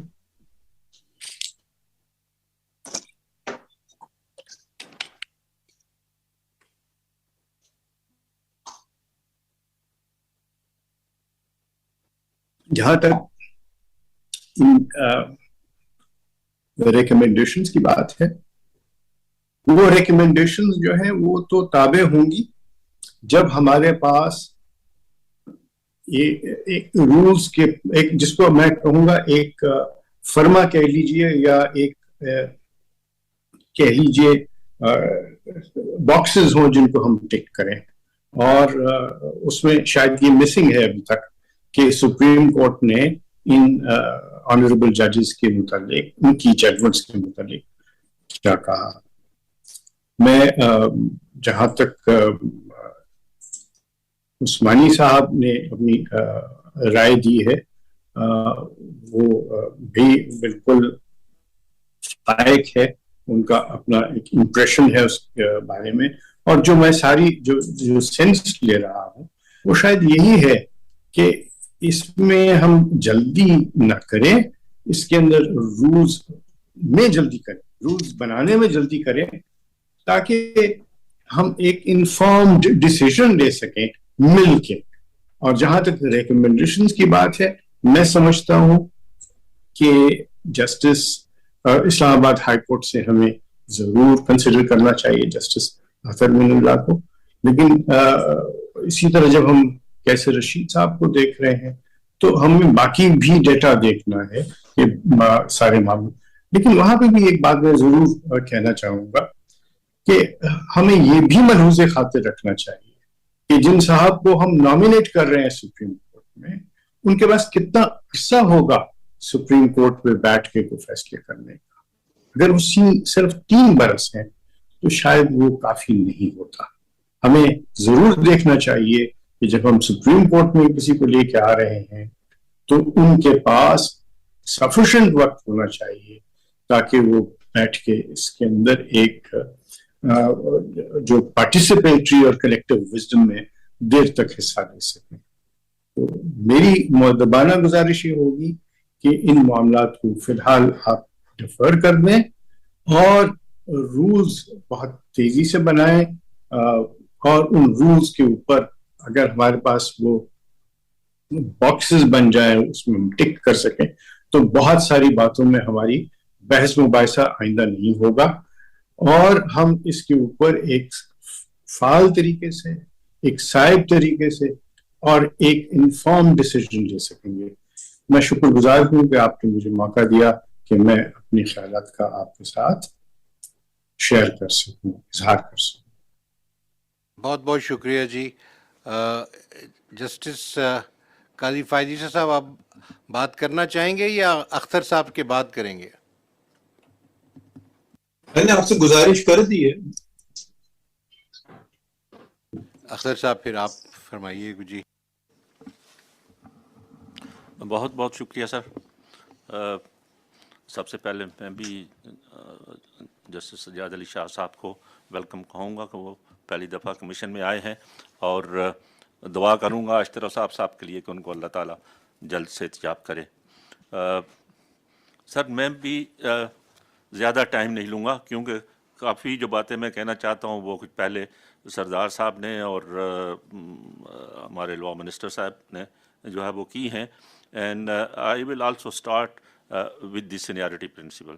یہ ابھی کی بات نہیں ہے، میرے خیال میں مجھے یہ 5واں سال ہے کمیشن، تیسرا चौथा साल है कमीशन में, शुरू से ये हम कह रहे हैं, और मैं नहीं कह रहा हूँ, बार मुत्तफ़िक़ा तौर पर तमाम बार काउंसिल्स और तमाम बार एसोसिएशंस ये कह रही हैं रूल्स के अंदर अमेंडमेंट का और सीनियरिटी प्रिंसिपल को एडहेयर करने का, और जहाँ तक उसके साथ क्राइटेरिया का, कॉम्पिटेंस का ताल्लुक़ है, और या 4 बातें जो आपने अख़ज़ की थी उन जो एक ही मीटिंग हमारी रूल्स कमेटी की हुई उसके बाद, यानी कॉम्पिटेंस और integrity in capacity and temperament, ये सारी मैं समझता हूँ कि हम रूल्स के अंदर इन चीज़ों के बारे में डिटेल से आना चाहिए, क्योंकि जब हम रूल्स की बात कर रहे हैं तो सिर्फ सुप्रीम कोर्ट के लिए नहीं है, वो हाई कोर्ट के लिए भी है, और फिर हाई कोर्ट के अंदर एलिवेशंस वकला की तरफ से भी है, एलिवेशन फ्रॉम डिस्ट्रिक्ट जुडिशरी भी है,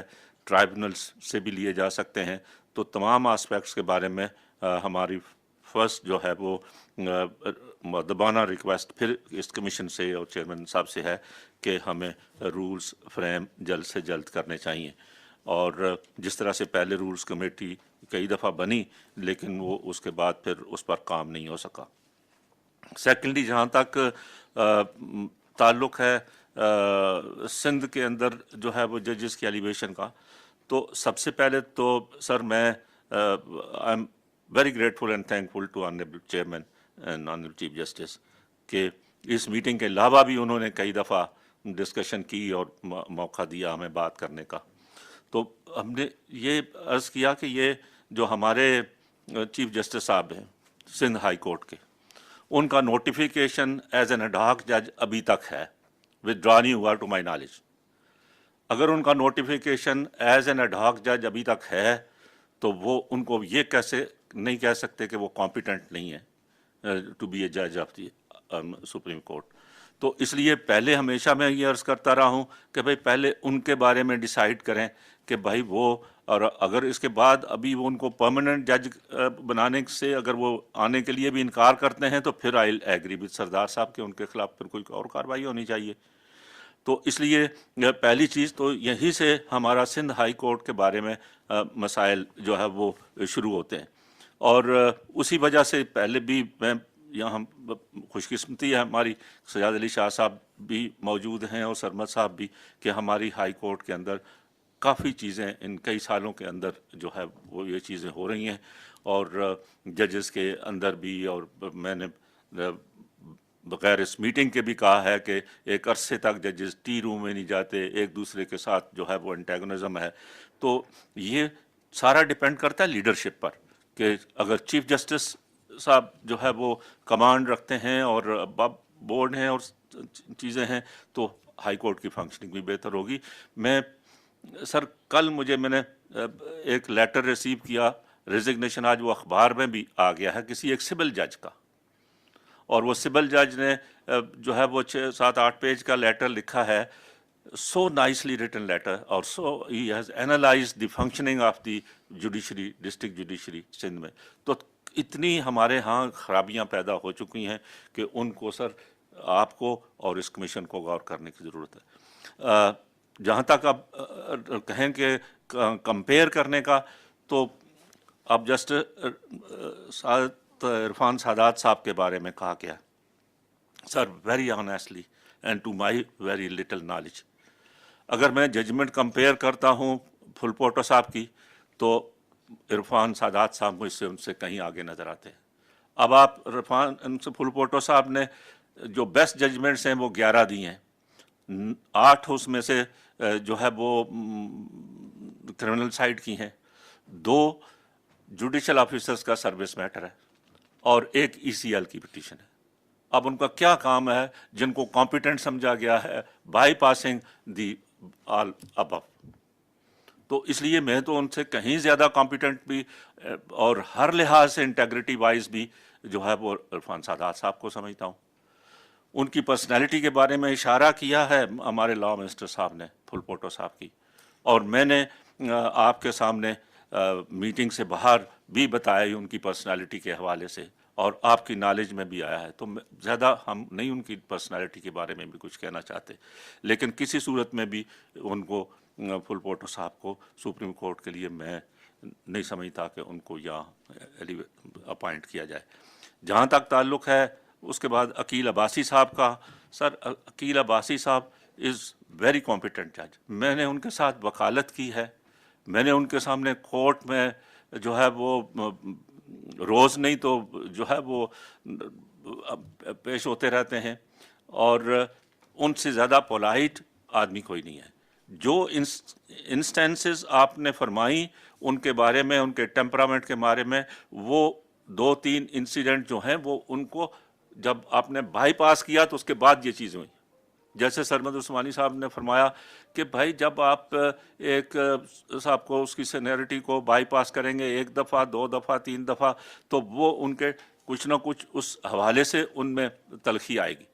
تو اس لیے ان کو یہ نہیں کہہ سکتے کہ ان کو بائی پاس کر کے, جبکہ آپ ابھی بھی یہ کہہ رہے ہیں کہ بھائی ان کو آئندہ کنسیڈر کیا جا سکتا ہے. تو کب ان کو کنسیڈر کیا جا سکتا ہے جبکہ اتنے سالوں سے بغیر کسی ان کی انٹیگریٹی پر کویسچن کے ان کو بائی پاس کر دیا جاتا ہے. تو اس لحاظ سے میں یہ سمجھتا ہوں کہ آئی ہیو نتھنگ ٹو سے اگینسٹ اور جو ہمارے اسد نظر رضوی صاحب ہیں یا شفیع صدیقی صاحب ہیں, لیکن میں سمجھتا ہوں کہ سینیارٹی پرنسپل پر آئندہ ان کو بھی کنسیڈر کیا جا سکتا ہے, لیکن سینیارٹی پرنسپل کو اور کمپیٹنس کو سامنے رکھتے ہوئے ہمیں نمبر 1, 2, 3 میں سے جو ہے فرسٹ ڈیسائیڈ کریں پہلے چیف جسٹس صاحب کا, اور اس کے بعد جو ہے وہ ہو سکتا ہے کہ ایک چیف جسٹس بن جائیں یا نمبر 2 اور 3 پر ہیں ان کو 2 ججز آپ وہاں سے لے سکتے ہیں پریزنٹلی, اور ایک تو ابھی اینٹیسپیٹڈ ویکینسی کے اوپر میں نہیں سمجھتا کہ اس وقت ہمیں اپوائنٹمنٹ کرنی چاہیے.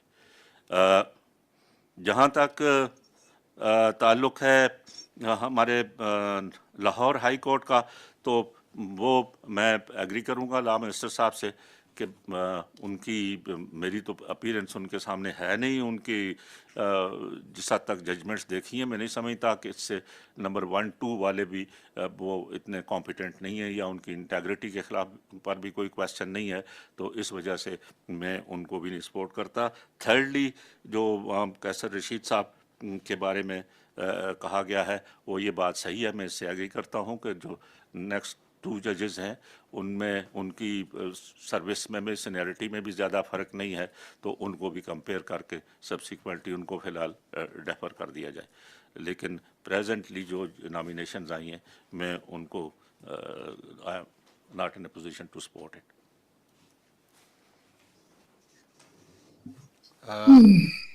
I think the first thing I want to say to all my colleagues over here is that ایک سب چیز سر جی پلیز سر ایک 10 بستا ہے, سوری میں نے ایک چیز رہی سر, میرا ایک اور بھی عرض کرنا تھا کہ لاہور ہائی کورٹ میں ہم نے گو کہ یہ صحیح فرمایا گیا ہے کہ کوئی ہمارا پروونشل کوٹا نہیں ہے, لیکن اگر پچھلی سارا بھی اگر آپ اٹھا کے دیکھیں انالیسس کر رہے ہیں تو اوور ویلمنگلی لاہور ہائی کورٹ سے 7 ججز رہے ہیں, سندھ ہائی کورٹ سے 5 ججز رہے ہیں, 2 ججز جو ہے وہ پشاور ہائی کورٹ سے, 2 بلوچستان سے, تو ایک اسلام آباد ہائی کورٹ سے ہونا چاہیے. میں سمجھتا ہوں کہ یہ فی الحال تو ہمیں پنجاب سے لینے کی بجائے آلریڈی 7 ججز لاہور ہائی کورٹ سے سپریم کورٹ میں ہیں, اور اگر یہ اپوائنٹمنٹ آپ اسلام آباد ہائی کورٹ سے کریں گے تو I request that.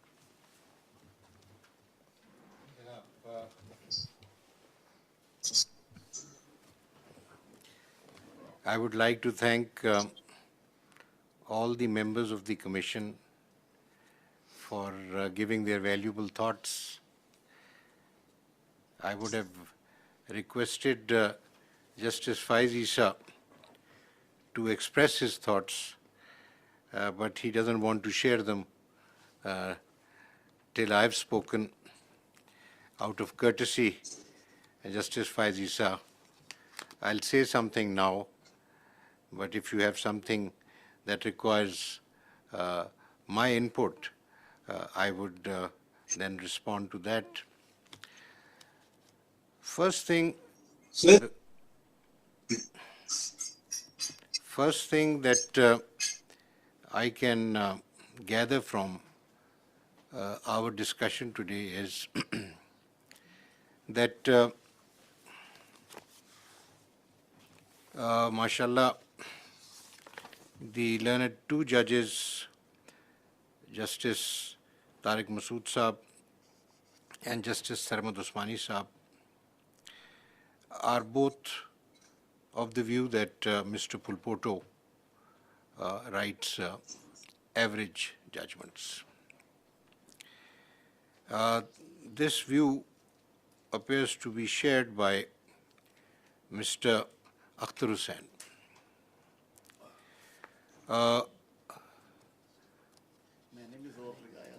And Mr. Tarad, Azam Nazir Tarad also is of the same view. I respect that view. And so I think one thing we can decide is that we will not press his name.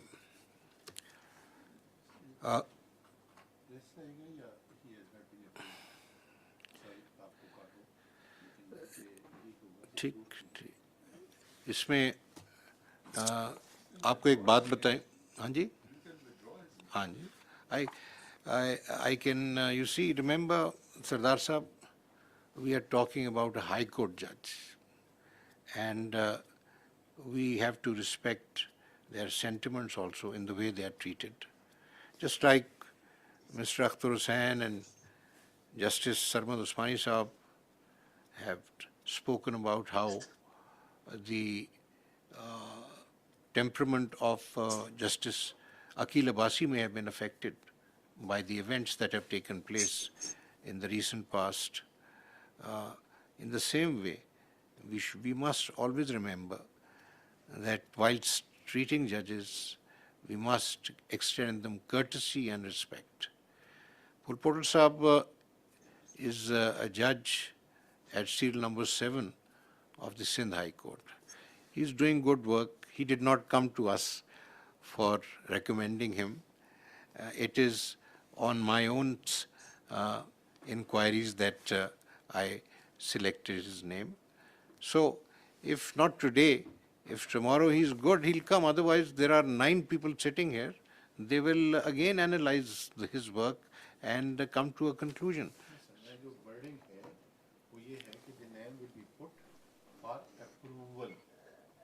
Sending his name.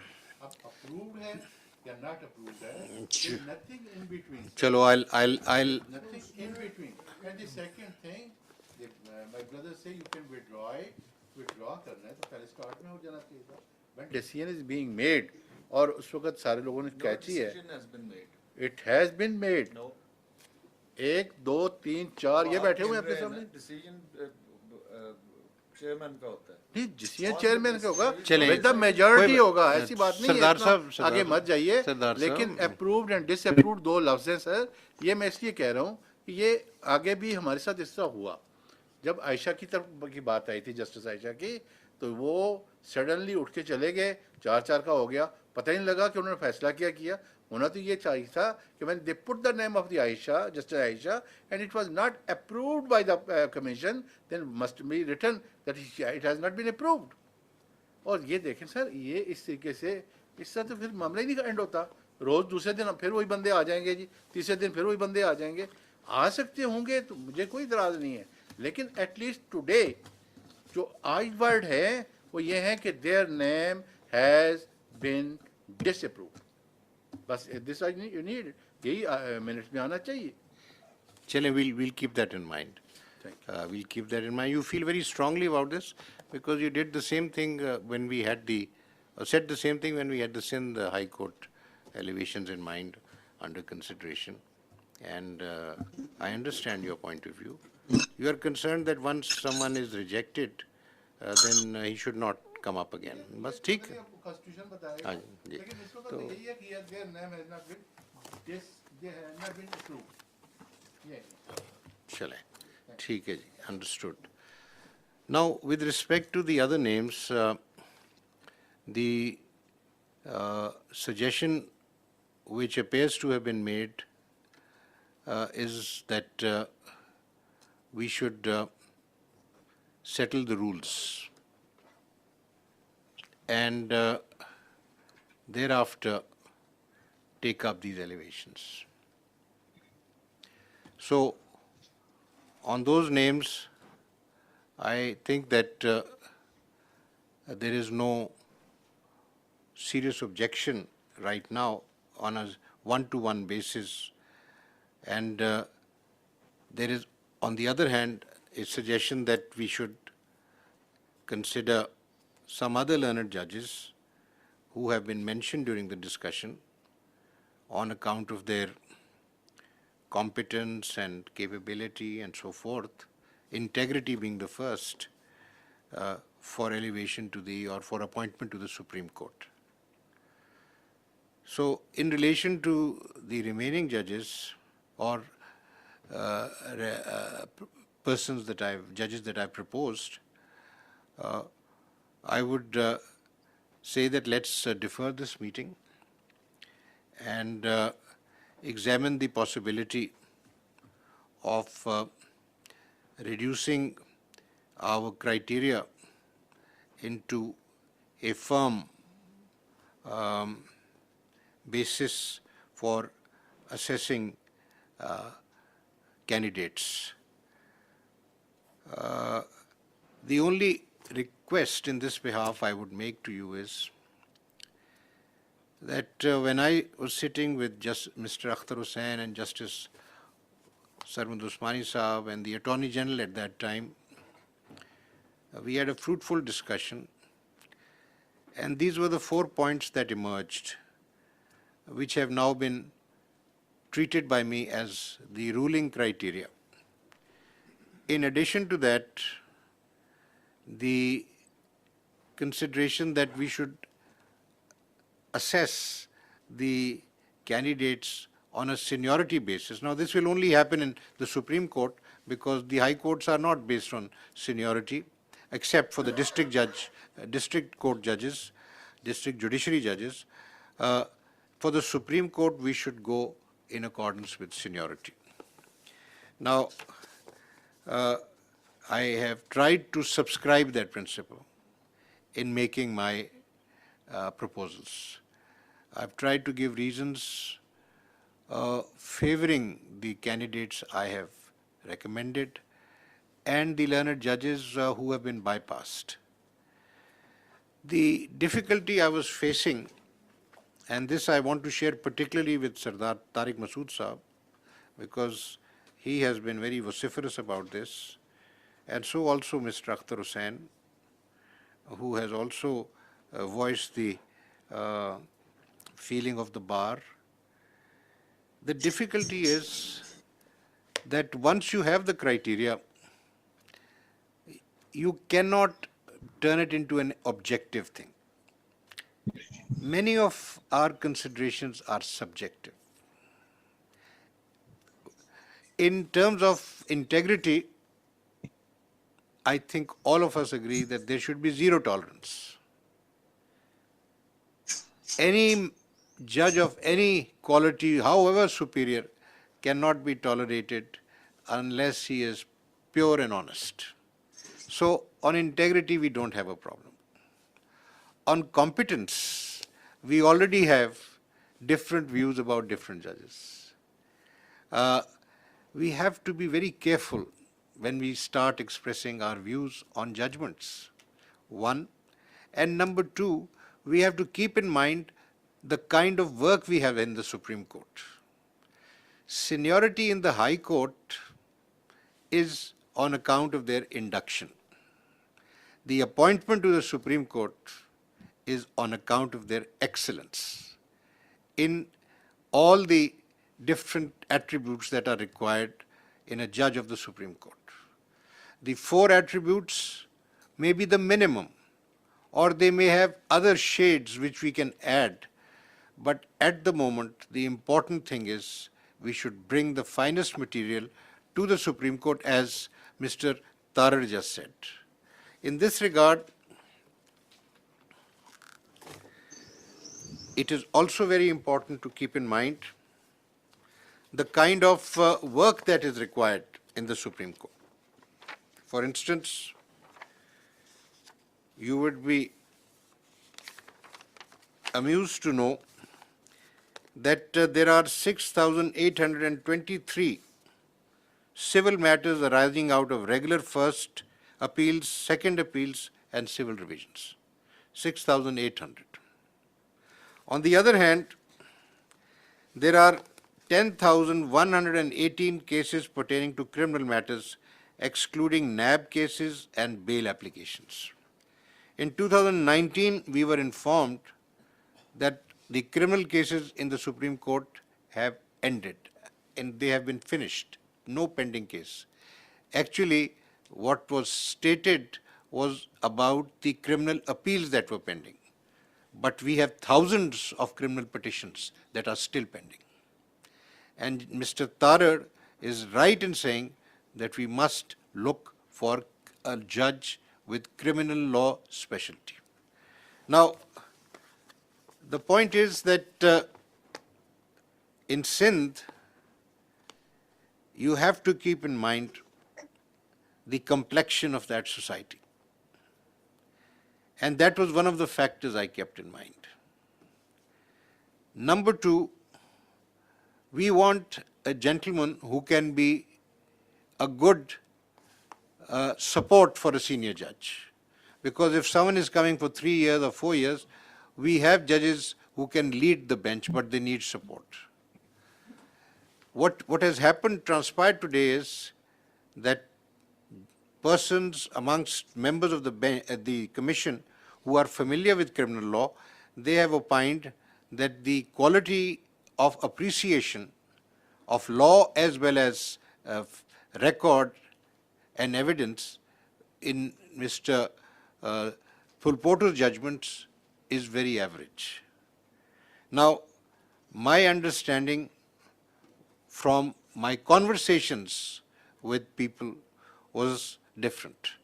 Conversations with persons who were dealing with him as advocates or as judges.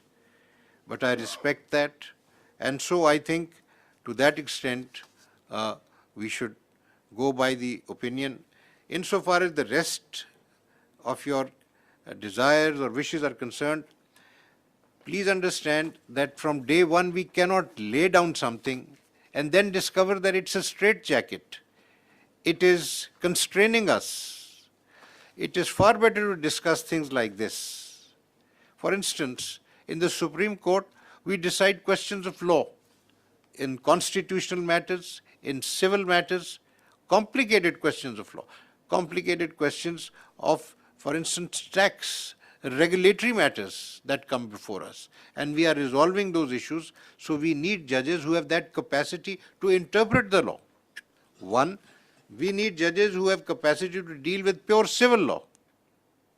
So we have to make a mix and at the same time observe the kind of ratio that has been in practice in the Supreme Court for representation from different provinces. In 1997, the Number of Judges Act, Supreme Court Number of Judges Act 1997 laid down that there will be a Chief Justice plus 16 judges. Now I was looking at a chart that I have that to start with in 97 we only had 13 judges. The first time we had 17 judges was a few months later, but then again it fell down. It fell down to 12 in 2000 and then it rose back to 17. The ratio, as Mr. Akhtar Hussain just mentioned, and I showed in this chart, for Sindh is mostly 5 judges. And for Punjab, it is mostly 7 and even 8 judges. At times, we have had 8 judges, one of them being an ad hoc judge. And this is how it's been going, 7 to 8. Balochistan has mostly had 1 or 2, and in the year 2009 until the year 2011, we have had 3 judges from Balochistan, but back to 1 in 2011. And 2013 and 14, for some reason, there was no judge from Balochistan. So the figure has been varying, but there is a certain ratio to which the numbers would come back. I want you, gentlemen, to understand that instead of treating this thing as one unity, we must respect the provincial entitlements. This has been done as a convention by the Supreme Court. So on that basis, what I suggest is we should be thinking of increasing the numbers. I have been thinking about this, and if you gentlemen agree, endorse my point of view, and I can approach the government for legislation, for the amendment in the Act, so that we can have a couple of more judges. This will give us more freedom. And in any case, with 50,000 cases pending, we need more work to be done, which requires more hands. So that's the other thing. But I would request you that putting down things in rules immediately is a difficult thing. It's not that easy. If we sit down and start analyzing the different facets of a judge's character, his disposition, his work, and so forth, we might, with experience, be able to refine that. Today, I have seen that the analysis of judgments by Justice Tariq is excellent remark. But incidentally, I have done the same analysis, and I'll just give you the figures. I'll just give you the figures that how many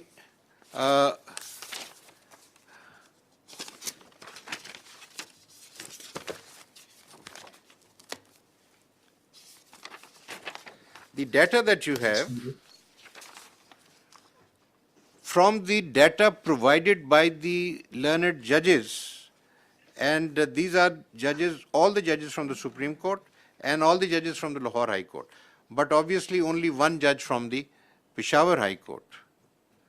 Sir, one of the lowest figures for reversal of judgments by the Supreme Court is for Sayyid Hassan Azhar Rizvi. He has had the finest record in terms of judgments. Mr. Nadeem Akhtar, who is a very fine judge, sir, 15.8% of his judgments were reversed. And I'm basing it on the written data provided by him. If I go to Pulpoto, it is 18%. And Shahid Waheed is 7%. But when I look at the result of Shujaat Ali Khan, it is less. But you look at his work. What is the diversity? Most of his work is in writ petitions. He's deciding rent matters in writ petitions, family matters in writ petitions. The main thing is the core work lies in appeals or revisions. He hasn't done that. He's never worked really on the civil side. So what we do today is, let me request all of you to apply the same criteria. If you need more data, I'll bring the data. But if you connect it with the framing of rules, that will take time. We will be short of 5 judges next month. And we have 50,000 cases to decide. My request to you, gentlemen, is to apply your minds the way you have applied today, so that we make positive progress. When we evaluate the next candidates, give me any more criteria, any more data that you want, I'll put it together. And you know, the other thing which I must inform you about is that on account of the criticism that our registrar has faced, he has gone on leave. And he's told me, sir, I'm a grade 22 officer, I've had a good career. I can't work in these conditions. What is the result, Sardar Tariq Masood Sahab? Sir, I have written all this material. I had no assistance.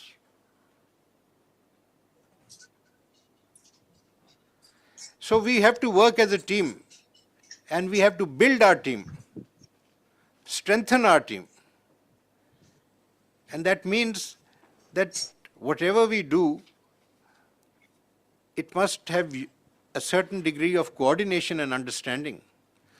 Imagine the kind of proceedings we've had today and what we did on 28th of June for 5 hours. I'm so grateful to each one of you for being focused and for being so clear in your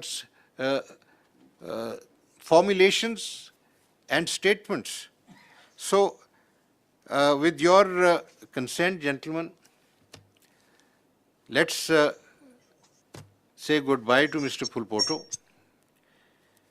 And I think to satisfy Justice Tariq Masood Saab, we would say that he has been considered but not found fit for elevation. Is this what you want to say? Not recommended. Not recommended for elevation. ठीक है जी? Okay.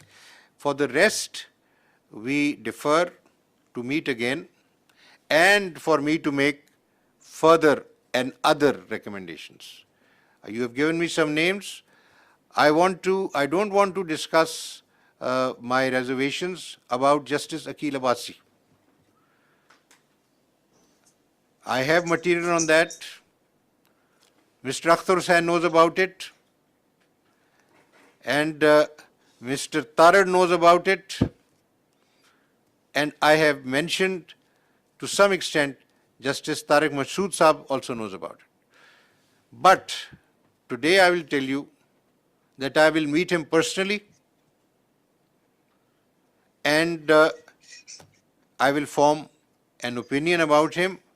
If necessary, I will request one of my colleagues in this commission to join me and we can have an exchange with him, exchange of thoughts and so forth.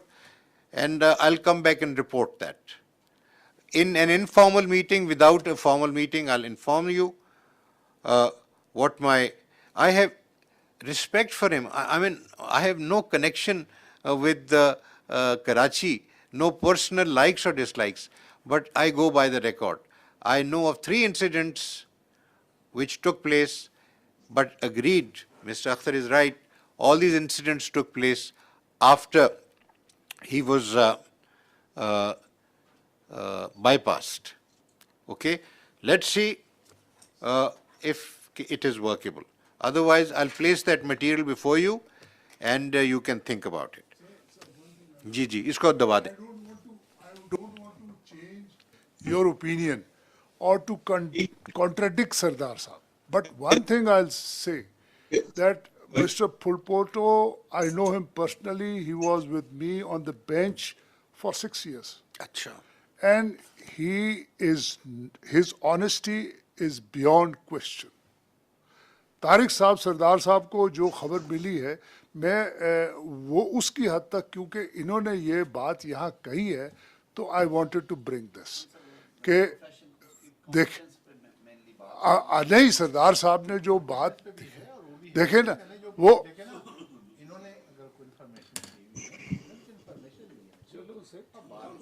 नहीं देखे वो मैंने एक आई just wanted to मैं इनको contradict नहीं कर रहा पहले मैंने ये कहा है मैं किसी को कॉन्ट्रडिक्ट नहीं कर रहा बट जब ये एक बात आई है इंटीग्रिटी पे तो I just wanted to bring it on बिल्कुल ठीक कह रहे हैं and it will be very hurtful for him yes ये अगर ऐसी बात आप देखें ना सबको डेफर कर रहे हैं आप उसको वो कर रहे हैं और आपने 4-4 का वोट है इस वक्त तो फिर आप उसको ड्रॉप कैसे कर रहे हैं 4-4 का वोट है अनलेस यू देखे ना सबके लिए वोट मंगवा नहीं तो देखे ना ये यही बात है ना नहीं मैंने देखिए तारिक साहब आप गुस्सा नहीं करें प्लीज मैं आप चले we are adjourning now because No, I have not spoken, sir. At least hear me. You can't do this. You had agreed to let me speak.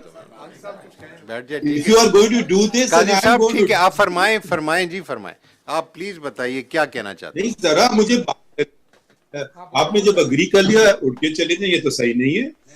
अच्छा thank you very much honourable chief justice Shah साहब अगर तशरीफ रखें तो मैं continue करने की इजाजत दे. Sir, first things first, I like to call a spade, and maybe I'm not so flowery in my language, but never to my conscious knowledge say anything wrong. Anticipated vacancies are an illegality and unconstitutional. Look at the people in this room. Can they even contemplate violating the Constitution of Pakistan? The first point. The second point is on Article 206, seeking opinions from certain judges and not from certain judges, or certain judges unilaterally writing to the Chief Justice. I don't want to be here. Sir, there was a time when you asked me this, maybe even now, I would have said the same thing. Does that mean anything? Are we making 206 redundant? If a person asks and he says, yes, I want to be there, well, probably that's a disqualifying factor. The Constitution has provided a solution. You don't ask, you don't hear a person, sir, I want to become a judge of the Supreme Court. Sir, I don't want to become a judge of the Supreme Court. If you start doing this, we are violating the Constitution of Pakistan. We're talking about conventions. Here I'm talking about the letter of the Constitution. Please do not violate the Constitution. Please let us not rewrite the Constitution. I don't have such powers, nor do I claim such powers. Then we have talking about, there is another aspect. We immediately disregard the Chief Justices. After all, sir, you sit there because of being senior most. Your predecessors sat in your chair because they were senior most. Of course, the answer will come immediately. The Constitution provides that. Let us then not see the spirit of the Constitution and other reasons in the Constitution. Who sits on the Supreme Judicial Council? The junior most judge in this High Court? No. Two senior most Chief Justices. Why? That is the spirit of the Constitution. Two senior most Chief Justices. They can remove the judges in this room, but they're not fit to be appointed as judges to the Supreme Court. What irony. So if we are going to innovate, I do not like innovating with the Constitution or playing with the Constitution. I go by the letter of the Constitution. When that is not available, I look elsewhere in the Constitution. When that is not available, I look to the spirit of the Constitution. What does a Chief Justice bring to this court? Chief Justice brings experience as a Chief Justice. I could call myself a fairly successful lawyer, but what I learned as Chief Justice, I never would have learned as a judge. I had to deal with so many other matters. You know it. And all those who've been Chief Justice know it as well. It's altogether a different ball game. So we are saying, Chief Justices, you have gained such valuable experience. You can remove us sitting on the Supreme Judicial Council, but we're not fit enough to be brought here. Arbitrarily, by all means, consider them, analyze them, reject them. I have no issue. Bypass them, whatever word you want to use. But let's not first in army faction say, who wants to, you are volunteering for the job. No, sir. This is, first of all, we are all, and I respect each and every one of you, great learned constitutional minds. If I was known for any capacity, it was certainly not criminal law which brought me to the Supreme Court. But what was I made to give? What work I was given for 2 years? Criminal work. The areas of my expertise I was not given. So to again penalize a Chief Justice or judge, oh, but he hasn't done this work. Is it his fault that he's not done this work? You're not addressing that. Naturally, can Akil Abbasi or can Pulpoto or whoever say, I want to be given that work? I considered Sardar Saab and his expert in criminal law. He sat with me in a civil law and I was stunned. His ability, I mean, for a person of this experience, it doesn't require much to shift gears. I hear cases of a law I've never heard about. And you need analysis, you need analytical skill. It is not after 40 years of learning, if you can't do that, and if you don't know basics of civil law or basics of criminal law, then sorry, sir, you don't want to be elevated to the Supreme Court. You should be shunted out of the judiciary. Full stop. I was stunned with Sardar Saab's analytical skills on civil law. I had the opportunity, brief, pleasant opportunity to sit with him. As far as temperament, we are stressing temperament and law. Sir, I have sat with some chief justices. Shall I mention their temperament? They were obnoxious. What to speak of a good temperament? Sir, I corrected them. How many of us did? Sir, the people in this room, I say it with the greatest respect, don't mind my saying so. Well, they spoke. मैंने बाद में कहा मैं भी डर गया आपके बात करने से. पता नहीं वकील और litigant का क्या बना होगा. Not that that was a style of speaking. It wasn't that they were downplaying it. But I got scared. I said, sir, khairyat to hai. So please, there is no disrespect intended, and that's why I'm not naming them. So let's not make these artificial constructs and then fit a square into a round hole. So that is not on. And so with the greatest of respect and humility and the greatest of respect that I hold you in, you don't have the unilateral power to nominate anybody. You are equal. We, all of us, nominate, not you. Then we, all of us, carry one vote and decide.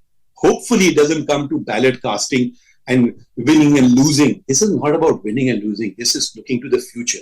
Now you are bypassing chief justices and senior judges. I have the chart before me and I just opened it on the internet. And take, for instance, Balochistan. Balochistan, senior most and the chief justice and the senior most judge will retire in a couple of years. There cannot be better judges in the entire high courts of Pakistan than they are. You have spoken about, I know this person and I know this person. Nobody has mentioned, I know Chief Justice Naeem Akhtar, or I know Senior Puni Hashim Khan Kakar. So, and to say that there are no other experts, Jamal Saab Mandokhail is an expert in constitutional as well as an expert in criminal law. His name, why was it not mentioned? Because for the simple reason, you don't know, but you're not prepared to hear people. You say, I met, with the greatest respect, sir, you met Akhtar Saab and you met so and so. Sir, we share a common boundary wall. You never meet me. So, but anyways, that's your discretion. I can offer some bad advice or maybe some good advice at times. So these are matters of grave urgency. Criteria committee, I was not a part of. Chalo, Sir, you headed it. Let me please, sir, please, sir, patience. I heard everyone. Sir, I didn't utter a word this time. So I did not, and then you signed that we have to meet again and then you produce a criteria. So, sorry, sir, it is, as a Muslim, it is my duty to, if someone speaks wrong, to say so. So that is wrong. Your own handwriting says the criteria has not been settled. Competence, integrity, can anybody say, no, we want incompetent judges. No, we want judges who want integrity. No, we want dishonest judges. That's a given. That's no fundamental brainer that we want this. We want how to analyze. Now, why we discarding, why we choosing straight away going to judges who are at way below the seniority? Is there any justification? Are we even, no mention is made of Ahmed Ali Sheikh, one letter, and what he went through is hell. I went through hell. I can say, I don't want to be a judge of the Supreme Court. So, is that enough? If I don't want to, I'll resign. But if you say want, it's not a question of my desire. I consider it my duty, not my desire. If it was my desire, I would not be a judge one single day. I have become a judge. Now I'll do my duty. Sir, चले my dying ये आप काजी साहब sir जरा 2 minute और बात करने दें। काजी साहब अब ये इसको आप मुकम्मल करें ना, बात तो आपकी हमने मान के एक प्रॉमिस आप करें, आपको बात को आप एक प्रॉमिस कर दें मुझे कि जब आप इस्लामाबाद आते हैं तो आप इस अंदाज में मेरे साथ बात करेंगे जैसे आप कर रहे हैं, तो फिर इंशाल्लाह देखना कि हमारी कितनी आपस में डिस्कशंस होंगे। मेरा अंदाज सर बहुत अच्छा है, आप भी थोड़ा सा मेरा अंदाज आराम सरदार तारिक साहब को भी बिठाएंगे अपने। अच्छा चलिए ठीक है सर, मैं अब मुझे जरा से बात करने दें। मैं चाहता हूं कि ये हम मुस्तरद करें इस बात को कि honourable chief justice has the sole discretion to appoint जजेस।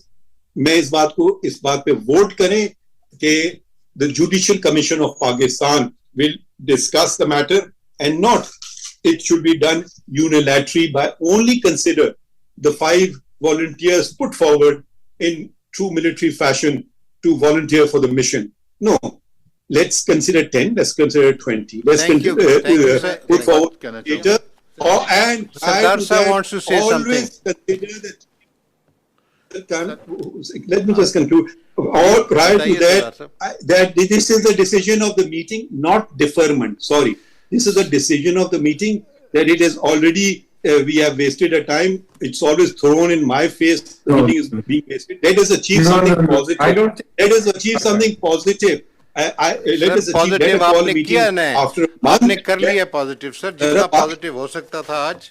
अब बस thank you sir, and let's rise now. Thank you. Just 1 minute, sir. So now we should now Sir, please, minute में क्या accept आएगा nominations from all.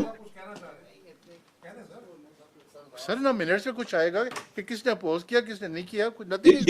ये उठ के चले गए, मतलब ये खत्म ही नहीं हुई मीटिंग. उन्होंने adjourn कर दिए सर. ये कैसे मीटिंग खत्म, ये कैसे नहीं, मीटिंग खत्म हो आपसे गई? क्यों पूछा, मुझसे क्यों पूछा, मैंने क्यों मैनेज नहीं किया? चेयरमैन उठ के चले जाएं. बहरहाल मेरा उनको फिर भी शुक्रिया